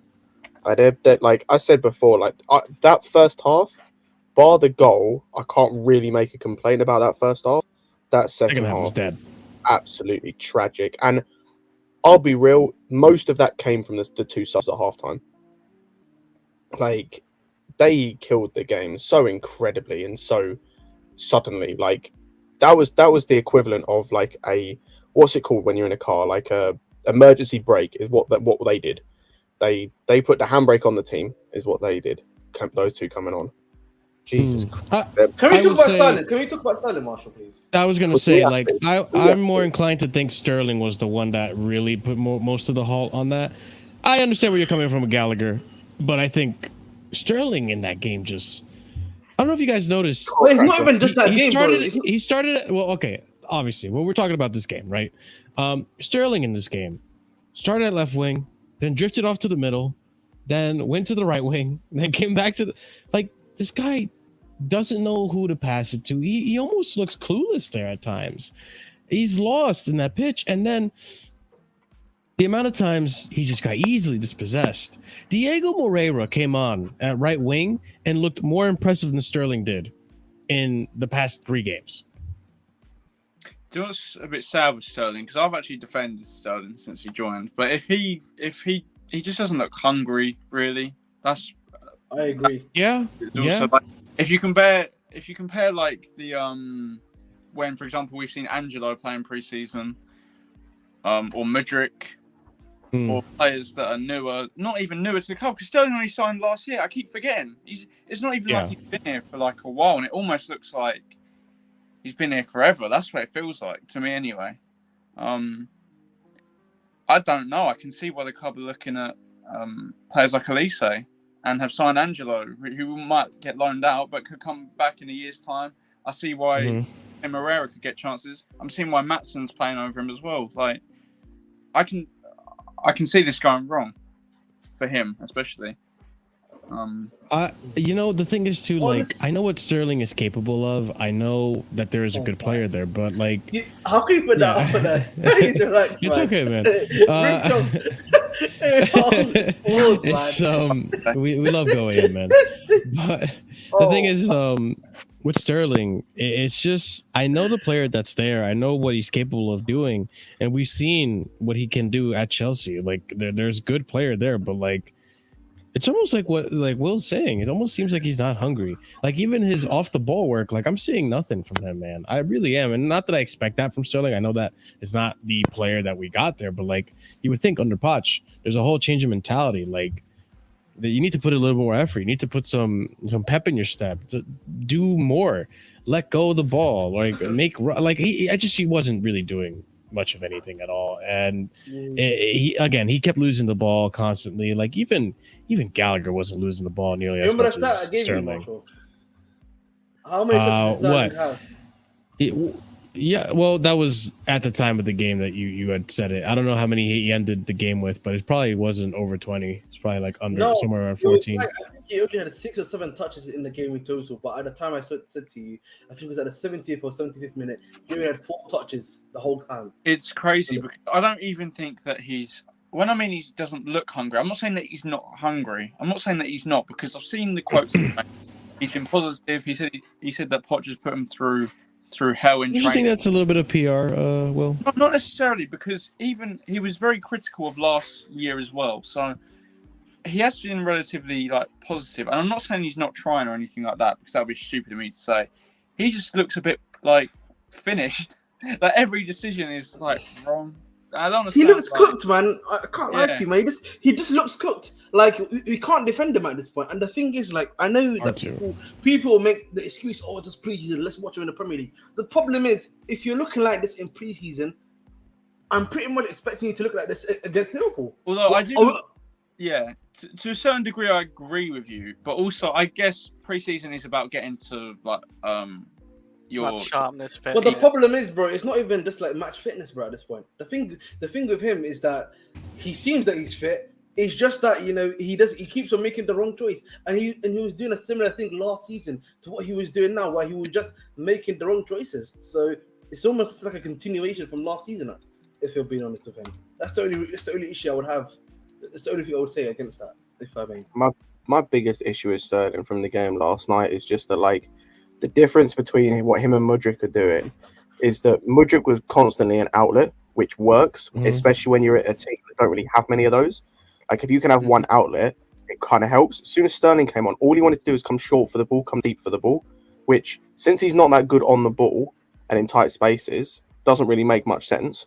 But also, like, I swear when he was at City, most of the joy he was getting was when he made runs in behind and when he was drifting off the players. Yeah, you'd always Like, get why are you not doing that now? Because all it meant is that, because with Matson as well, he wasn't running in behind. He was coming deep for the ball, but it made sense because Mudryk was doing the opposite. So you had one doing one thing and one doing the other, so you weren't clogging up too much space. Yeah. In the second half, you got both wingers want to come deep to collect the ball. So Jackson's the only outlet. Actually, no, he came off at half-time. So even Nkunku wants to come deep to get the ball. So you're just congesting everything. There's no outlet anymore. So, like, he's just looked terrible. Like, he's been awful. And I said it earlier, I've now got the same energy for him as I did for Koulibaly, where I've seen what Angelo's doing. I've even seen to a lesser extent what Moreira's doing. I'm seeing what Mudryk's doing. Yeah. I believe in Madueke. I know what he can do. I believe he can play to the same level that I'm seeing the other guys play to. So why am I giving you... Mudryk. I've seen what Matson's doing. As a right winger, when he's a left back, why am I giving you the time of day? Why am I giving you time to maybe improve to the point where you're acceptable? I mean, no. You can see the club have the same energy as well with how we're stacking up in those areas. So Yeah, because when Elise or Kudus comes in, when they play there, that's another person. And if they perform, that's another person's going ahead of you. Like, so you're currently what? In the pecking order in terms of if you're going on merit, you're 5th choice winger now? And you're on 300 grand a week? Bro, he's going Saudi. I'm gonna be very. I would not be surprised or shocked. Yeah. What, if, this like, season? If Kudus comes through the door and Ulisse comes through the door or so much of form. 2 wingers. And like no, one of them's gonna two wingers, whatever you want to say. Yeah, and then at the end of the window, like Chelsea just put him up for sale, and then Al Ittihad or Al Hilal or whoever it may be, I want to start coming with a bid for him. I wouldn't be surprised, man. I'd rather give the guy like another season because I've seen what he's capable of. Like what Chris is saying. But the problem is, Chris, because there's a difference. I've seen how good Sterling's been for over the years, and that's what gives me hope. Like he can do it this season, but I'm not too sure if he does. Let me counter that, Chris, quickly. Yeah, the difference between a lot of these players is that is the fact that Sterling has had Premier League experience. He's played in Premier League winning teams. He actually has experience. He's played in the league for a very, very long time. That's why, for me, like I don't see this idea of like let's wait for him for another year and everything because like he already has that ability and the experience that we're talking about. That you expect it from these other guys. He's been in over. But I'm not ready to throw out Sterling like after a poor. Yeah, he's had a poor pre-season. I'm not even gonna deny that. Like he's done nothing yet. But like, throwing him off like completely before the season began, I'd rather not. I have to back him for another season. I'm not gonna write him off. I'm not gonna sit here and say I'm not won't. He 100% won't. I'm not gonna do that. But I'm just saying from what I'm seeing now and his competition, I know it is just pre-season, and normally I don't really judge pre-season too. But it's different though this year because we are in the same boat as a lot of Premier League teams, and we're also playing against Premier League opposition. So I think it is a bit different to, let's say, we were playing against completely random opposition. You know what it is? Unironically as well, we have a very, very good chance compared to For fuck's sake. We have a very good opportunity this season, in my opinion, to get top 4 because a lot of the other mid-table club teams that we were facing last season now all have European football. We don't have that European football. If we can get the right team players in and everything, we can easily wrong word is easily. We should be able to compete to get that top 4 position. Honestly, real quick, but Marshall, very quickly because this is a little bit off topic, and then do you guys know when the Champions League changes to where 5 English teams go? Next season. It's next season. Oh, sorry. I was going to say when you say next season. Sorry, when you say next season, do you mean as in? As of next season is when the changes happen, so the Champions League... No. So essentially, whatever the results you get this season, let's say if you were to get 5th this season, right, you would technically be able to get into the Champions League for the next season. You know what I mean? That's what I mean. Okay. So changes to the format of the Champions League happens next year. So the top 5, the coefficient thing happens this year, is what you're saying. Exactly, yeah. Okay. So if we were to be... So that's why people are saying if he came 5th, we would be the team that would most likely get to Champions League football because of the fact that we've won UCL's Europa League and we have a high coefficient. Because our coefficient is quite high because of like the fact we've won trophies and like got to latter stages of the competition. So, almost 100 of you guys watching, and you haven't been smashing that like button. Smash the like button. Let's get to 50 likes. Smash the like buttons if you want to see Sterling improve as a player, because that's where I'm getting at with this. I think I'm not ready to throw the baby out with the bathwater yet. Okay, I think when it comes to Sterling, he's not making it into that starting lineup in current form against Liverpool. No way. I think he's a player right now. The way we have to treat this is I'm not going to sell him before I see him in the season. If by January I still see these poor performances, then maybe we can reconsider this. But I feel like with Sterling, he's going to have to compete for his spot because, like Scott said, in the pecking order, you got Mudryk ahead of you, you got Maatsen ahead of you. Moreira. Well, Moreira's not going to be part of the team, but if he's under Santos. No, Moreira's going to be under 21. Whoever we buy, if we buy Kudus or Elise, immediately they're above you in the pecking order. Yeah. immediately. So- It's the only person you could maybe argue he's above in the pecking order, and it's simply because he hasn't played, is Madueke. But the moment he plays, if he performs to the same level Mudryk has, for example, he's immediately above you in the pecking order on merit. Immediately. Bro, Go AM is Give him on a 3 madness, games. But here's the Go thing, like AM is these on players, madness. Go AM is always in a madness. These players can improve over the season. Listen, I want to be as reactionary as everyone else in the Chelsea fan base right now. But the thing is, again, it's like I don't want to be too harsh in preseason. Going into the season, I don't see him starting in that lineup. I don't see him being a part of the starting lineup. But who knows? He could change our opinion. He could start making appearances off the bench, and all of a sudden he looks genuinely to the Sterling that we want, the Man City Sterling. Till November, mid-November, December time. I'm going to give him until then. That's when he's got to start making his. Well, then that's when he's got to start making his stamp. For me, it's immediate. For me, really, it's gonna be. Listen, I'll give him the first 3-4 games of August. If he can't cook, then mate, he's gone. Because he's got good competition that he's facing. So he's going to be facing Liverpool. He's going to be facing. But this is what I mean. I don't think he's going to be playing those games. I think he's going to be coming off as a substitute because he's not earned his starting spot. Thank you, Go AM, for the $5 donation. Marshall check starting lineup sees. And he's clapping cheese hard. Oh my Harder God. than Mason Milner. Well, here's the thing, Josh. Like, I think last season for a lot of these players, we have to give it context. I think last season, a lot of these players suffered as a result of the management, suffered as a result of how poor the club was in general. Sterling coming into the team looked brilliant in the beginning, and then I felt over the course of time, because of a lack of a proper striker, because of lack of partnership, his game has just gone down. And I can say the same thing for almost every player that was still in this team now, that was in there for all of last season. Chilwell, Cucurella, all these players are the ones that we're looking at with magnifying glasses, saying, "Hey, what's going on here? These guys have not been as good as the new players." So I think it's a matter of time. Hopefully, it's a matter of time before that. Man, it's not really a matter of time right now, man. So that's the same energy for that's the same energy for Gallagher. I believe Gallagher's in that same category, and we could talk about Gallagher. Again, you want to talk about guys bottom of the pecking order? We had this conversation backstage. Yeah, like regardless of how you whether you think he's been decent, bad, shit, poor. The one thing we can mostly agree as a fan base is of the 4 midfielders that have partnered Enzo, right? If you're looking at, if you take Nkunku out of it, because he's mostly played as a 10 as a forward, look at the other 4 midfielders. Whether you think it's Carney, whether you think it's Santos, whether you think it's Casade, all of those 3 have performed to a good enough level where you could argue any one of them should start. Who's the odd one out of the 4 who has been comfortably the worst of the 4?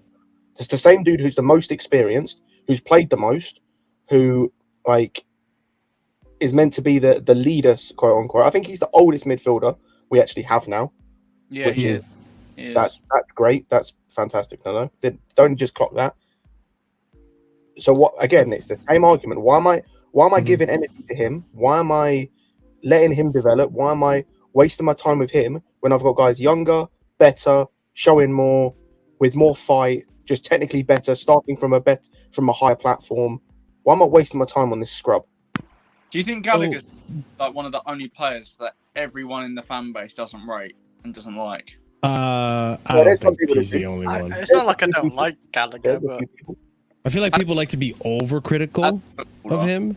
I like Gallagher. Listen, everyone here knows who. Scott knows this. Like, listen, I freely admitted when I was watching him at Crystal Palace, I was a big fan of his. But like this season, bro, I'll be real, he's not been great, and I think a lot of his flaws have been like shown like to be out in the open now. And do you think Gallagher would start for Palace now? By the way, no, he wouldn't. He wouldn't.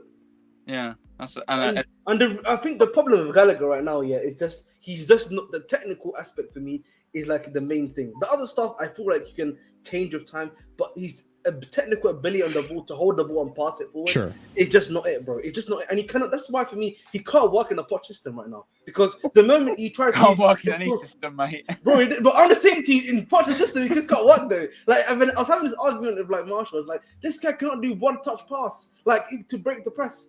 Like he has to take 3 to 4 passes and then bang, 3 run on him already. Bro, we talked about this last night. To be There's a fair, moment- last night Oh, the only thing that Sterling did was lose the ball, regain it back for Gallagher to have a shot that was actually a decent save. Other than that, Sterling didn't do shit. Bro, nah, we spoke about this like earlier backstage. If you wanna, if people wanna, like watch Conor Gallagher in a nutshell of him as a player, there's a moment in the second half where he wins the ball. He wins the ball on the right, on our right, their left hand side. Really well, really good challenge, bro. Gets the ball, head up. He has a 5-yard pass to the left of him to whoever it was. Plays it straight to the Newcastle player.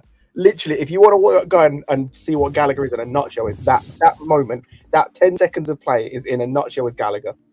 It's so unfortunate There's a because reason, like by the he way. has good moments and then he ruins aren't it. everything. Stats aren't always everything. There's a reason when you go and look at his time at Palace, the stat that was the best above all else was his defensive work stat, was the tackling. His tackle success rate at Palace was his best stat. Not the passing, not anything else, not the shooting, it was his tackles. Like this. He's really Hey, not. all I'm saying is we might have been wrong. Tuchel might have been spitting when he said about him being a Kante regen, you know? Just tackles, just runs around and tackles all day. Nothing on the ball, just tackles everything. Because that's all he likes to do. He likes to run around and tackle. That's about it. And his passing's a bit off. I will He's say nowhere though, near like the Kante level, there's a right? comment that Josh said before that I wanted to address. But we've improved these things. The other guys are getting production now. I don't think out of the whole team that is in the squad from last summer that's still here, I think our best one has probably been Chilwell, and he hasn't even been that great. Wait, who's that? It's Mark? all like define the players from still here from last season, because like so I would say okay. So in that category, we're looking at Cucurella, Chilwell, Raheem Sterling, Kepa, and Gallagher. you're not including Enzo. Or Mudryk? Enzo was a January signing. I feel like they've only been I'm half the referring to season. last summer because Oh, all our January Oh, the signings are guys- still oh, doing oh. great. I'm talking about the signings from last summer that are still here. Those are the only not the signings, the players that were here last summer and the ones that we got. Those are the only players in this team so far that have been And Silva. very, very lackluster. And Silva too. Sorry, yeah, Silva 6. Even Silva, to be fair, hasn't been great. So, someone said it. I'm not including Reece, actually, he came back from a game. Our best Reece player, too, if seven. we're doing this, if we're doing this, from the guys that we had as of the summer last year, so if you're not including January signings, our best player this preseason has been Chalobah, who also just so happens to be the guy these guys are trying to Oh yeah, move on. Chalobah 8. There you go. He's been, Yeah, he's been the Chalobah. best of the bunch, and he's the guy they're apparently trying to sell.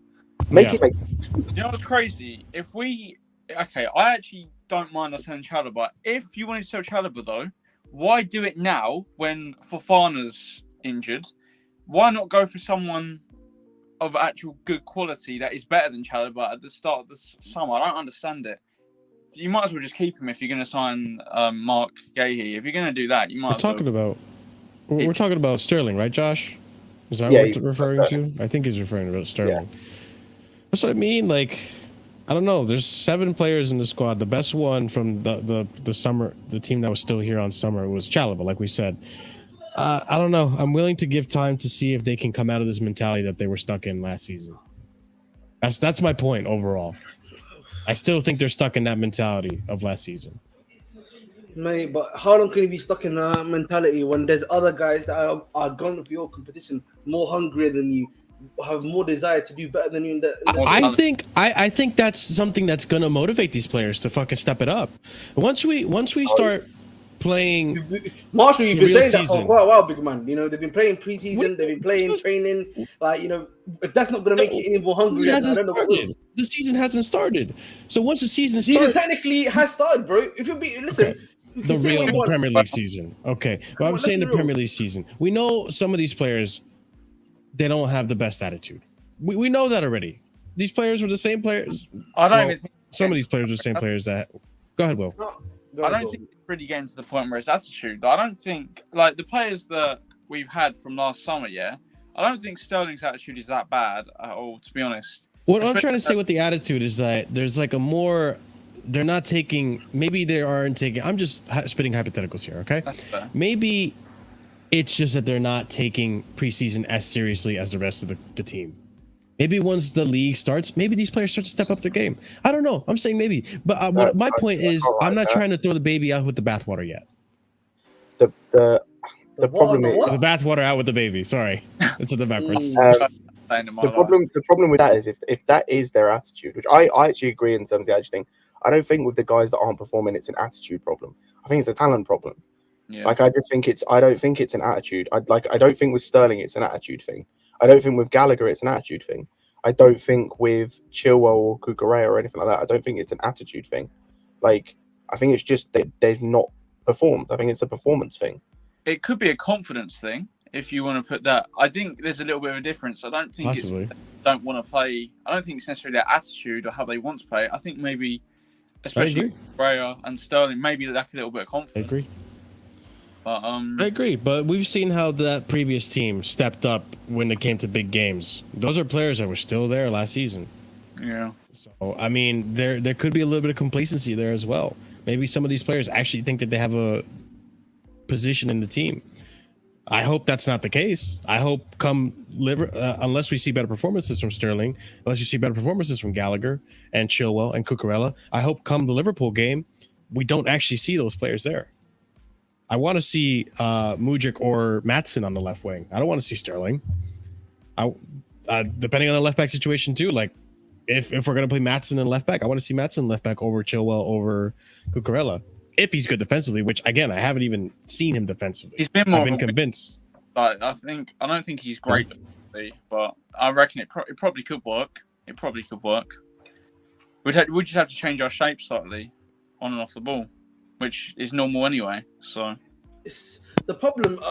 The thing with Sterling, I don't know if it's confidence related. Because if it was confidence related, I would be kind of surprised. But like you have this self confidence, the belief. The club clearly see you as like a leading man in that position. Like I'm not sure it's necessarily confidence. He was still scoring more goals than Chelsea got a frogs as he was being phased out though. He was don't what is happening now. This is what people don't seem to understand. What's happening now doesn't like diminish or reduce or just get rid of what he did previously at City and under Pep, right? But like if Metal Face Doom, to answer your comment, if it's not an not a talent problem, why else or how else do you explain how he's been arguably our worst player this preseason? How do you explain that? Because whichever way you want to look at it, if it's not a talent problem, it's an attitude problem. Which if you're having an attitude problem when you've got a new manager, when you've got when you're arguably the most experienced player in that locker room, bar Silva, when you know you've got a bunch of young players who look to you for guidance. If it's an attitude problem, that's probably worse. I'd argue that's worse. So this is a stupid ass comment, by the way. It's just like even if it's preseason though, like if you're like. Surely, if you're Sterling and you're looking how the performances that Mudryk is putting on, you look at the performance that Maatsen is putting on, surely it doesn't give you an excuse to like let down your guard and say like, "Oh, my place is solidified. I'm just not going to play as well as them," you know. If Sterling was a signing that came in a month ago and it was preseason, I'd say fair enough. But we've seen him in the last year as well, so it's not just preseason. Oh yeah, people shit on preseason far too much. People don't understand how good a if you have a good preseason, it can set you up so much for the coming season. Like look at no, I concern myself with fitness in preseason. That's all. I'm not getting injuries. I'm just busting your balls. I'm not necessarily. I know. The thing with preseason, like it's fitness. It's also seeing how the system starts to develop, or seeing how the system looks, especially on a new manager. So again, in a new system, when he's been the worst player, arguably, give him the benefit of the doubt, arguably the worst player in preseason, You can't just say, "Oh, it's pre-season." Bro, what happens then when we get to Liverpool and the manager goes, "So I've seen these guys for the last 4 games or 5 games in pre-season, by the way, just to make that clear, because we obviously haven't played these games yet. And I've seen, Mudrik's performing. I've seen Matson's really performed as a winger. I've seen Angelo say he stays. He's performing. Who am I going to start? Let's start Sterling, despite the fact he's shown the grand It scheme. just doesn't make sense. Where he's shown the grand scheme of dick fucking all. Let me start him. I also think though that if you think of that as pre-season, then shouldn't be worried about these stories about Chalobah, Gallagher, and Kepa coming out this week. So obviously means that Poch isn't thrilled with them in pre-season. So shouldn't we be looking at that going, actually, pre-season does matter because it's your chance to impress the boss, especially a new manager. So I think the pre-season, whilst I don't really mind the results if we lose and something like that, I'm not really bothered. It's fitness and not getting any more injuries. But the way the stories have come out earlier this week, then obviously the pre-season does matter because Poch is obviously Poch is, like I said, the bid for Gallagher came in. I'm sure Poch's not tethered to him. If the bid comes in, he's okay with him going. So, But Andrew as well, if pre-season doesn't matter and it's a glorified fitness session, none of the positive performances mean anything then. What we're seeing from Matson means nothing. True. What we're seeing from Jackson means nothing. It doesn't matter. Jackson's performances, etc., that don't mean anything then. We can't big them up then, really. We can't have Poch going, I want Matson in my team. This whole pre-season has been a complete waste of time because it doesn't matter whether you perform well or poor. It doesn't matter. None of it matters. Just for PR. Hang on. You say Judge Sterling versus Liverpool. If he doesn't play well as pre-season, he might have been on the bench against Liverpool. He ain't going to start. Bro, he's going to play 20 minutes against Liverpool. What do you mean? How am I going to judge him against Liverpool? He's going to play 20 minutes. He's probably going to come on against Liverpool. Can you guarantee me right now that the way pre-season's gone, no one can guarantee me Sterling's even going to be on the bench for pre-season? Hang on a minute. So what are the performances? The performance of Mudryk and who was on the right side? Yes, or Matson or something. What if we sang Kudu and Elise? You can't even guarantee me Sterling's going to be here by the time Liverpool comes around or something like that. So it's one of those. So you can't guarantee me. You can't not take pre-season and wait until the start of the season. That's not how it works. These guys are looking to impress to start against Liverpool on the first day of the season. Yeah. That's what they're playing for. And you know what? I think a big tell sign is going to be the next preseason game. This game against Fulham. Because this game against Fulham, after this, it's Dortmund. And that's Liverpool. I think Dortmund's actually probably the more one. It's very close to the actual Liverpool game.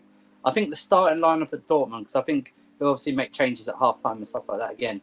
But if you look at the starting lineup against Dortmund, you might see the bulk, if not all, of the starting 11 he's thinking about against Liverpool. You don't think Fulham is going to be somewhat close to? Maybe even the next two games.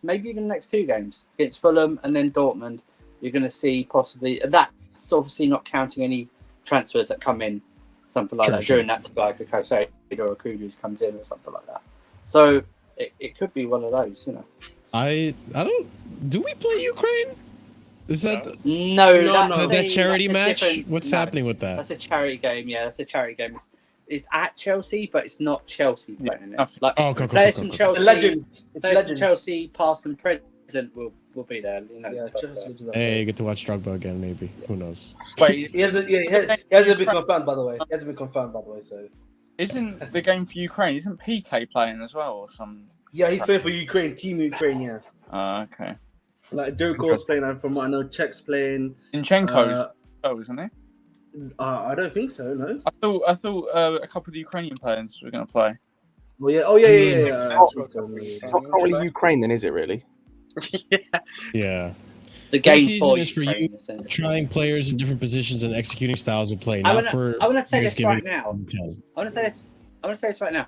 If the likes were if the like button was smashed the button, they wouldn't start against Liverpool. Smash that like button, you freeloaders, you casual freeloaders. Come on, guys. Smash the like button. It's easy. You're giving me Sterling like performances on the like button this season. Come on, Smash that like button. Ooh, you guys are having a stinker on the like buttons right now. Bro, Please. sorry, this comment is Smash it, such a please. bunch of nonsense, man. This comment is such a bunch of bullshit and nonsense. See, like, Again, I see where he's coming from, but no, I don't think it's don't see where entirely he's true. coming from. I'll go back to it again, Marshall. So if preseason is if this is all preseason is for, none of us should be hyping the performance we saw yesterday, because at the end of the day, what you're implying is preseason does not matter. So why are we hyping Jackson's performances? Because they don't matter. If that's what you're telling me, none of this matters.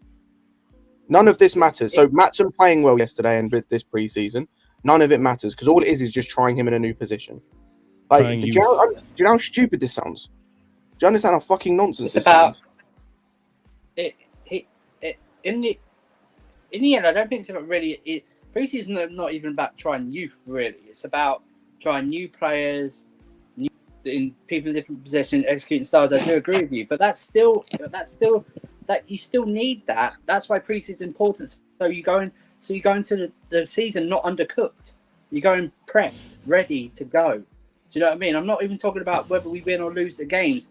I'm just talking about all of that prepped and ready to go, so that we have a good start to the season. So you know. I think even in our case right now with this preseason, it's more so about figuring out what our strongest 11 is going to be with this team 100%. going into the season. Which sorry, hang on, Marshall, can you say that again? Sorry, say that slightly slower, a little bit louder, and say that again, please. I would argue that in our case for Chelsea Football Club and Mauricio Pochettino, the new manager, it's about figuring out what our best starting 11 is going to be going into that Liverpool game.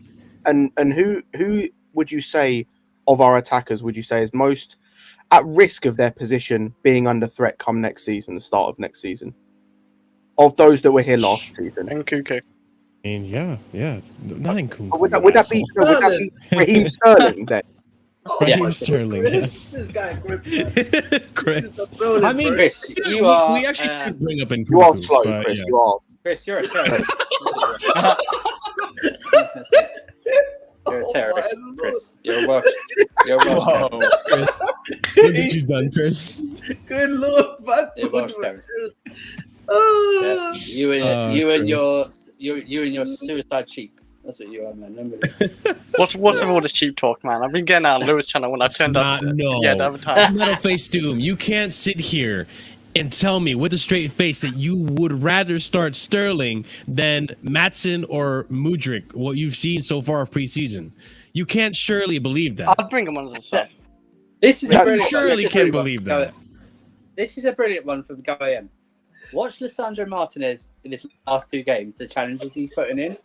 It is ridiculous. It's like semi-final of the Champions League challenges. Not even just Martinez. Did you see the Araujo one? Did you see the Araujo one in the Barca Arsenal game today, where he he tried to tackle someone's midsection. Gabriel, was it Gabriel Jesus? Yeah, it was Gabriel Jesus. He tried to tackle his midsection, trying to get the ball, bro. Yeah. Tell him it doesn't matter. That's what I'm saying. What? Hang on. Look at our last game against Brighton. Van Heck got sent off for actual challenges that you would see in a normal league game. He actually got sent off for that. So that's why I reckon Premier League teams is actually better than glorified some glorified friendlies. Like not with no offense, but Wrexham isn't really going to help. From me, you know what I mean? Stuff like that. Well, no, I like this comment. Andrew, you say that, by the way. One of the Wrexham players.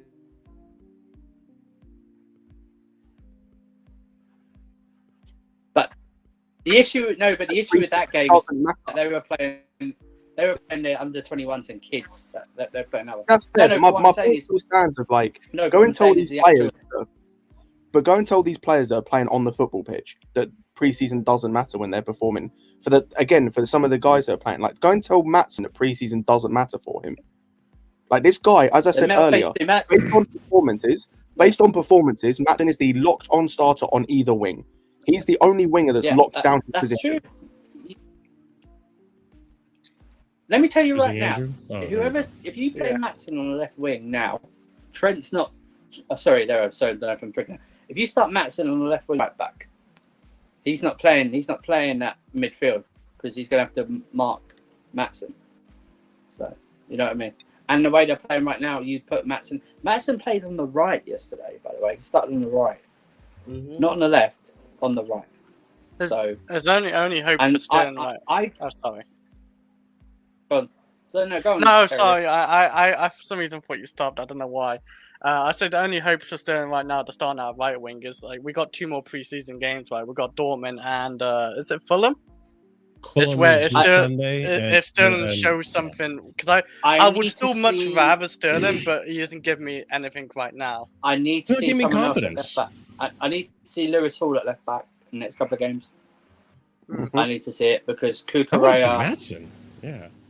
Or Maatsen, whatever you want to say. Kukureya, nope. Kukureya, no. And Chilwell, nope. Overall, Chilwell is more than Kukureya. Kukureya, no. That guy, he steams in.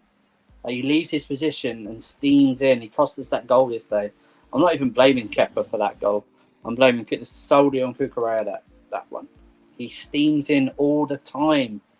He leaves us open. And you know what? In a back 5 or back 3, you can cover sort of that sometimes if you're playing wing back. But at left back, not a chance, man. I need to see Hall, or if you want to see Maatsen, whatever. But I need to see someone else at the left back because Kukureya is not a left back.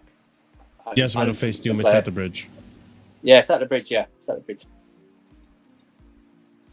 That game, it's written all over it. That game. What would you say? Well, the Liverpool game has got 2 all written all over it. I see a score. I actually see a score then. Like, now I do because of how our team has been going. I see us taking a lead and then conceding 2 back and drawing. That's what. I would take a draw still. Like, I would as well. 100%. 100% would take. Like Liverpool ain't gonna be an easy game. Like I'd take if we score a couple goals, they score a couple goals. Entertaining game, hopefully, and a draw. But I'd take a win, obviously, more. But yeah, realistically, I think we might get a draw out of that as well. Like I don't know what it is of Liverpool and Chelsea lately. We just keep getting draws as well. Just maybe this might have a few goals difference. I think another player that we kind of overlooked is Mudryk yesterday. I think he was I think he's improving since where he was at in January of last season. I think his pace is tremendous. That I think looks much sharp as well. He looks a lot sharper. His pace is tremendous, but I also think he might be the fastest player in the Premier League. I can't think of another player that's as fast as him. I can't think of fastest player on our team. I think he's one of the top 3 in Europe recorded speeds last year. Like, is that Salah faster than him? I don't think Salah's faster than him. Salah's pretty quick. I wouldn't say. I think Thiago Silva, like, was it a season ago or something, outpaced him at 1 point. So, and I seen AC outpace him. You know, like where I think it was against where Mudryk literally took a heaviest touch ever, and he just literally sprinted against Brighton. It was Brighton. Yeah, that's some crazy pace. Yeah. I don't know what speed that was, but I don't know how he got there. And he even managed to cross. The issue is with that. It took him a bit to warm up to the game yesterday. Go ahead, Andrew. The issue is with him and his pace. He has to work on more composure. Yeah, and that comes with. He's going to be cut inside, obviously, if he starts on the left because he's right-footed. So, but no, I this is what he needed. He needed a pre-season. He went to the I was just about to bring this up, right, guy? Yeah, he went to the under-21 tournament, so he's match fit, essentially. So he's looking very good. I'd like to see how he does linking up more with Nkuku and stuff like that. That's why I want to see Maatsen at left back, because if we can have Mudryk at left wing who can put in a shift and still have the perks of Maatsen if he's good defensively at left back and have him on the pitch just to provide that extra offense on that left side, I think that's going to be a good combination. I'd be interested to see that maybe next game against Fulham. I don't think a criticism, Jacob, that he's eager to get forward. He's a left winger. So, yeah. He's going to be like that. I mean, he has to watch out about not going too. Maybe that's what Jacob means. With his pace, he doesn't go because he's that fast.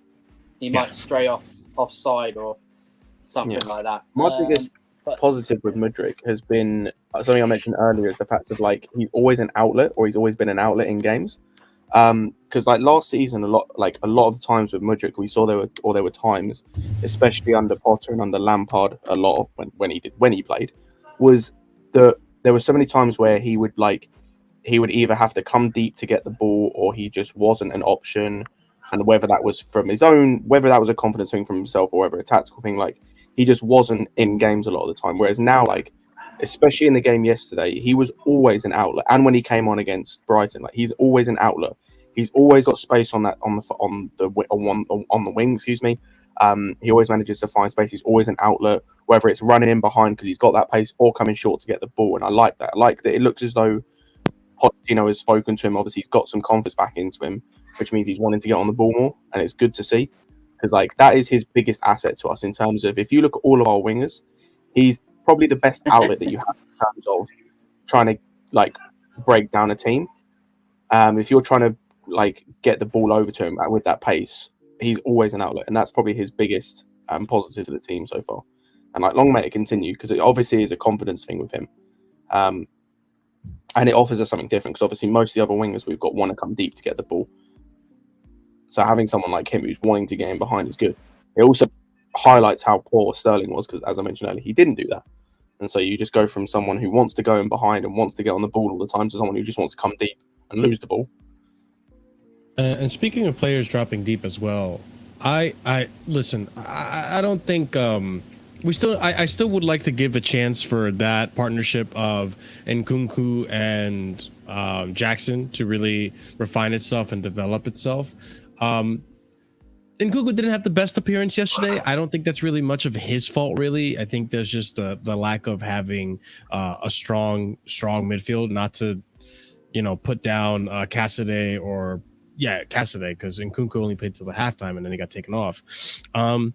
But I like that the work rate that he had, and the work rate that Jackson had. There was times where I saw Jackson and Nkunku outside of our defensive box, winning balls from deep and then rushing into a counterattack, or rushing to play the ball through forward. So listen, outside of, there wasn't a goal or an assist really from Nkunku, I still think he had a respectable performance. Yeah.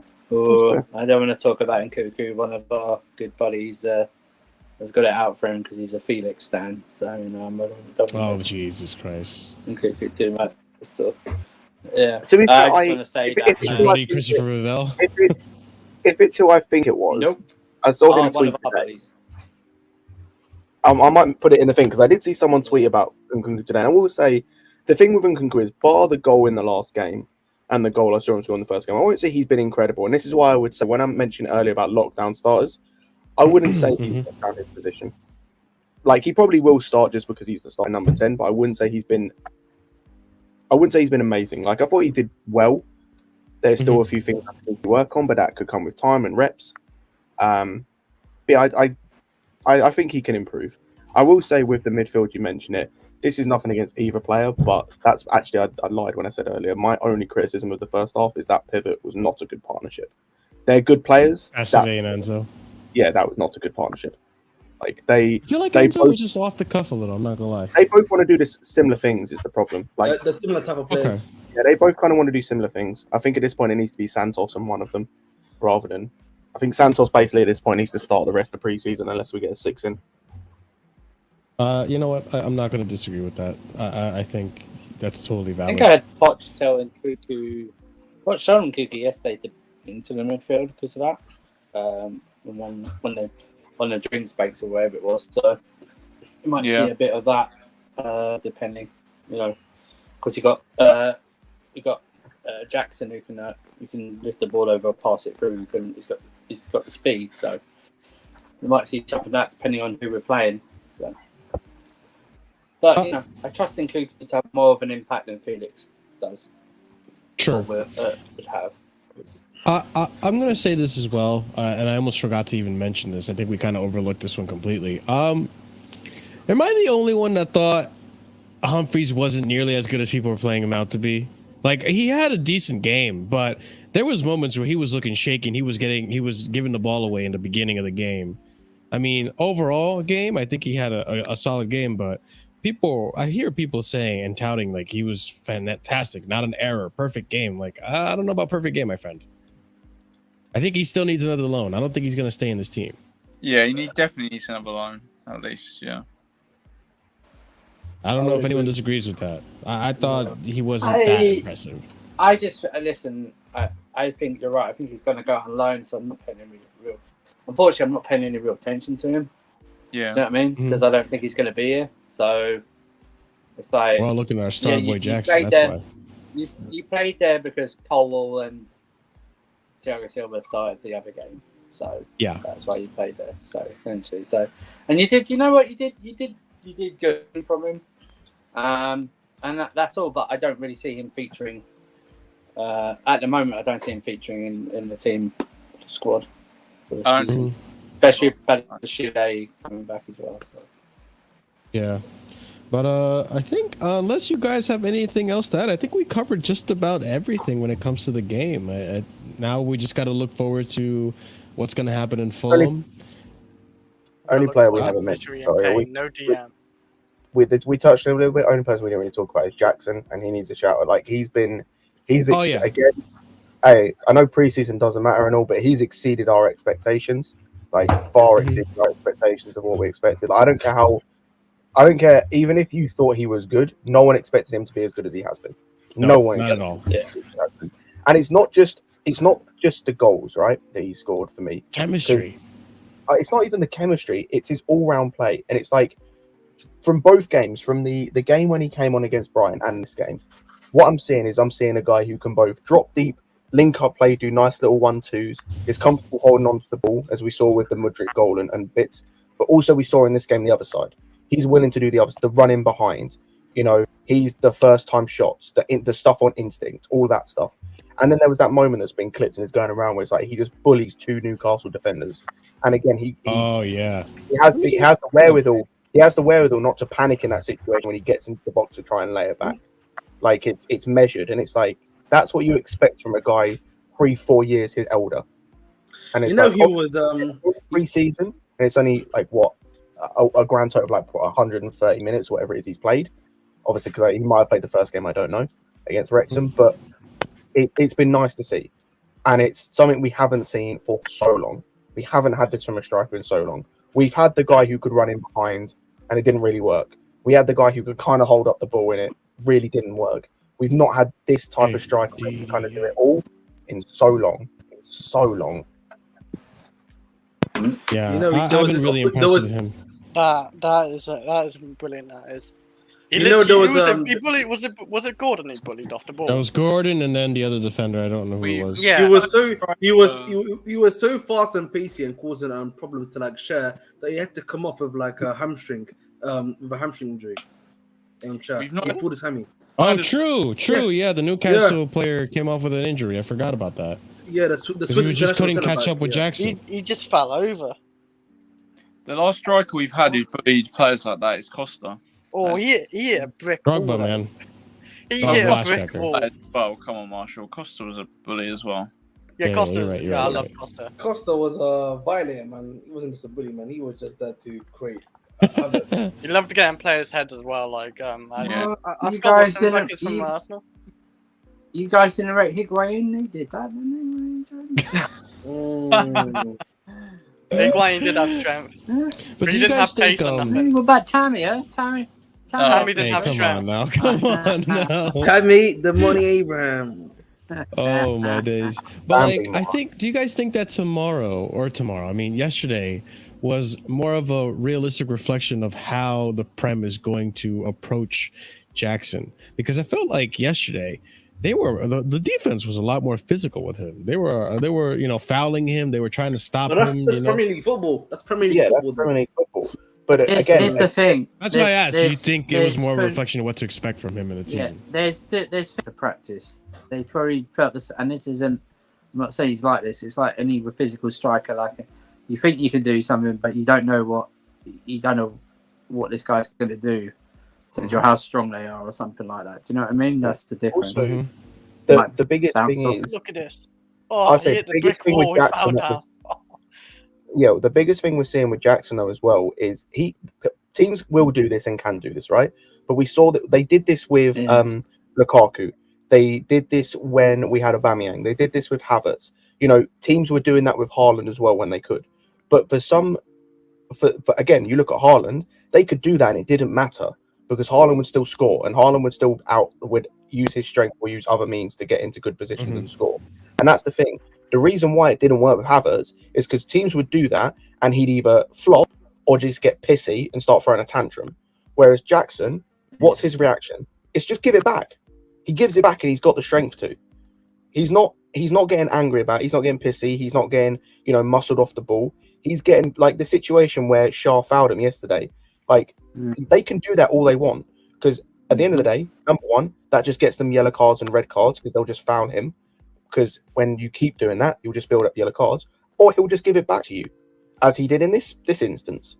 And that's the thing. Is like they can give it to him all they want. He will give it back, and that's the number one. That shows a level of composure and a level of like having a good attitude. If you can take it and then give it back just as much for a physical league, which I'd argue the Premier League is one of the most physical, if not the most physical. So like that's the thing is like him getting that treatment is not a bad thing. It's about how he reacts to that. Because every other striker we've had in the last 5 years, their reaction to that has been piss poor. True. Look at what Costa did. I'm not saying that Jackson level of Costa, but look what Costa did. People gave it, and he gave it right back, and people hated him for it. But we loved him because he just gave it back. Actually, he gave it back double what everyone else gave him. Like if someone gave him shit, he'd give it back in tenfold. Yeah. And it's a good attitude to have. I agree with that.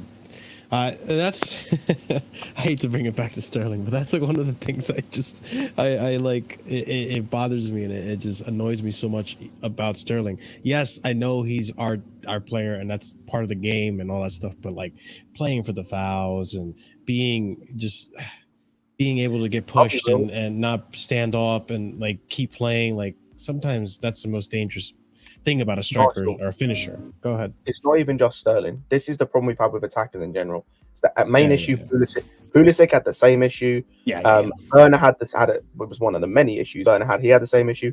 I already mentioned that waste of space number 29 we had. Same thing when Mount played up front. He couldn't dish it out back. When he did, he was petulant with it. It's the same issue we saw with Ziyech. Like it's the same issue we've seen with so many of our attackers is when someone gets physical, which they will be in the Premier League, they can't give it back in the right manner. It's either they can't give it back at all or they give it back in a petulant way. I also think that, if they've got someone up there like an Nkuku, like a Nicolas Jackson who's got the physical dominance who could show that and is looking to fight on that, it could inspire others as well. Do you know what I mean? Like, this guy's up there taking on 2 or 3 at a time, by himself. I'm going to join in. Something that could inspire something like that, That's what they needed, where it's like, you get the ball up, you get the ball in your own midfield and you've got frigging, and you go, what's the bloody point in passing the ball up there? Do you know what I mean? It's like, you might as well just keep it and lose it for a throw-in or something and give it to them. It's going to be result in nothing. And part of the thing that I said going into this season is that we are going to be relying on these guys to somewhat flourish. A lot of these guys are unknown quantities per se. Like Jackson's an unknown quantity. Mudryk, yes, we've seen some stuff from him in the first 6 months, but he's really an unknown quantity. Madueke is kind of an unknown quantity. Matson and Nkuku, to be honest, even though he has played in Bayern, in the Bundesliga, Cassidy, Santos. League. So we need these guys to in some level like flourish and like actually start clicking together. So hey, I'm all for it, and I listen. I don't like Scott said, or like everyone in this panel said. I don't think any of us expected Jackson to kick off the way he's kicked off. If he keeps this up into the next season, or into the season, and he can stay fit relatively for the most of the season, I don't think we even have to worry about going back for Osimhen or these other strikers. Like, I think this might be the guy. It's crazy. But I'm not gonna get too gassed. I'm gonna try to be patient about it. I'm gonna keep myself tame about it because at the end of the day, we need to see this is preseason. We need to see what happens come the season when the real games start, when everyone's really, really head down trying to compete as much as they can or as hard as they can, 110% into the games. I'm not saying that preseason they're not doing that, but I think Listen, there's a shift in mentality, you know. one thing I will say quickly, if we do need a midfielder, there's one sitting right here, lives close to Stamford Bridge. If we need like a guy to hold the defense, hold the line, be a number 6, I'm your guy, guys. Just let me know. You know what I'm saying? I thought you were gonna say Paulinho. Yeah, I thought you were gonna say. I was like Paulinho. Like, yeah, sure, why not? Player, not you. Yeah. Nah, listen, man, Yeah. I'm here, man. They don't even need you to. They don't even need you to hold the door open. You know what I mean?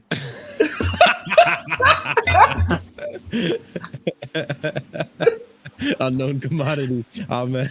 Hey, All right, listen, but that being Unknown said, comedy. That's what it is. On that one. that being said, as always, a pleasure having you guys on the panel and discussing the game. I think it was fun. It's been awesome having Chelsea back and watching what this team is becoming with Poch. Like, it's exceeding my expectations for sure. Again, Fulham. Hopefully, we get a good result. Hopefully, we get to see more of that We starting might play lineup. Cho. We'll probably win 5-0. We might play Cho. we might- blocking that move though. Is that move being No, allowed? he was apparently. it's almost done. It's almost done. I say want they bid today. They bid 4 million. Apparently, we want 8. But just take the 4. Bro, Apparently we might be he's playing. not playing today. We might be playing him in 3 weeks, bro. We might be playing in 3 weeks. So He's on 120k Craven week, Cottage, just apparently. doing nothing. Yeah, man. Watch How the many one K v one we- game, man. You know how mad it is? I'd even refused to, but Bayern like offered like 35 million for Cho before that injury. I That didn't price want to keeps buy. going down, man. You could Yeah, still like- you could It's see down why to at the time though, Chris. Sounds Like, like it sounds. No, hard to yeah, believe in I didn't want us to. I'm Right. pretty sure it was real. Like I'm pretty sure Starry talked about Bayern Munich's interest. yeah, Bayern Munich Like- did want him. Yeah, that's factual by Like, top people. I yeah. didn't want to sell him either, but like it's just Cho crazy might come how, back to how Chelsea, you down never he's know. just gone down. Yeah, that's just hindsight. I had hope for Yeah, him. Bill, when Fulham visit us. Yeah, we'll know. But ladies and gents, we're gonna call it right here. Thank you so much for being here. We appreciate you guys being here. Go ahead and copy and paste his raid message. I believe Sarcasm City has started, so we're gonna go ahead and raid Sarcasm City and our friend Flawless, who is gonna be on our show tomorrow. So come by tomorrow, same time. We're gonna be doing the celebration for 2K stream tomorrow. As always, guys, thank you so much for that support. Sorry, Before sorry. we end the show, Sorry, go ahead. not any games under 2K. 2K subs. Like as a gamer or anything like that. 2K It's like subs. 2K. Oh my Yes. god, no one fixes No. that in 2K. I'm just saying, we're right. We got. Yeah, I you know, think 2K subscribers. I was. we This could be guy. sponsored by 2K. That'd be fine. Sponsor us 2K. Hopefully, that'd be nice. That'd be Maybe awesome. EA, I would EA love might that. be the one you're looking for. Yeah, EA, maybe. Hey, EA will probably sponsor us, screw man. us over, man. They'll screw us I know we're over. casuals, but we take our gaming very seriously. Yeah, we take our But gaming anyways, seriously. big up to the proper casual and higher tiers members. We have Winter Surfer, OG Turbo Jesus, Dark, Scott, and Adrian. Thank you so much for the support. If you guys would like to support as well, the memberships are there available for you guys, starting at 99p and going up to I don't even know how much. EE it as is, well. but- Blade Runner 91 as well. Oh, members. okay. There you go. Big up to you guys as well. Anyone else? And- no, that's it. Yeah. Also, guys, be sure to check out the links in the description as we have our Twitter there. We're trying to grow our Twitter. We're also trying to get the Discord growing as well. We have an active community on the Discord, Ahmeds Channel, Sarcasm City, my YouTube channel, and also my other links to my other content as well as all on there. I think we have Surfer's Twitter on there as well. So check that out. Leave a comment down below. Let us know what you think about the show. Subscribe as usual. Help us get to 3K now. Smash the like button as always. Be sure to hit the bell notification so you don't miss out when we do stream. We're going to go over and raid our friend over at Sarcasm City Flawless. And we'll see you guys tomorrow for the 2K celebration. All right. Y'all have a wonderful night. Stay casual and peace.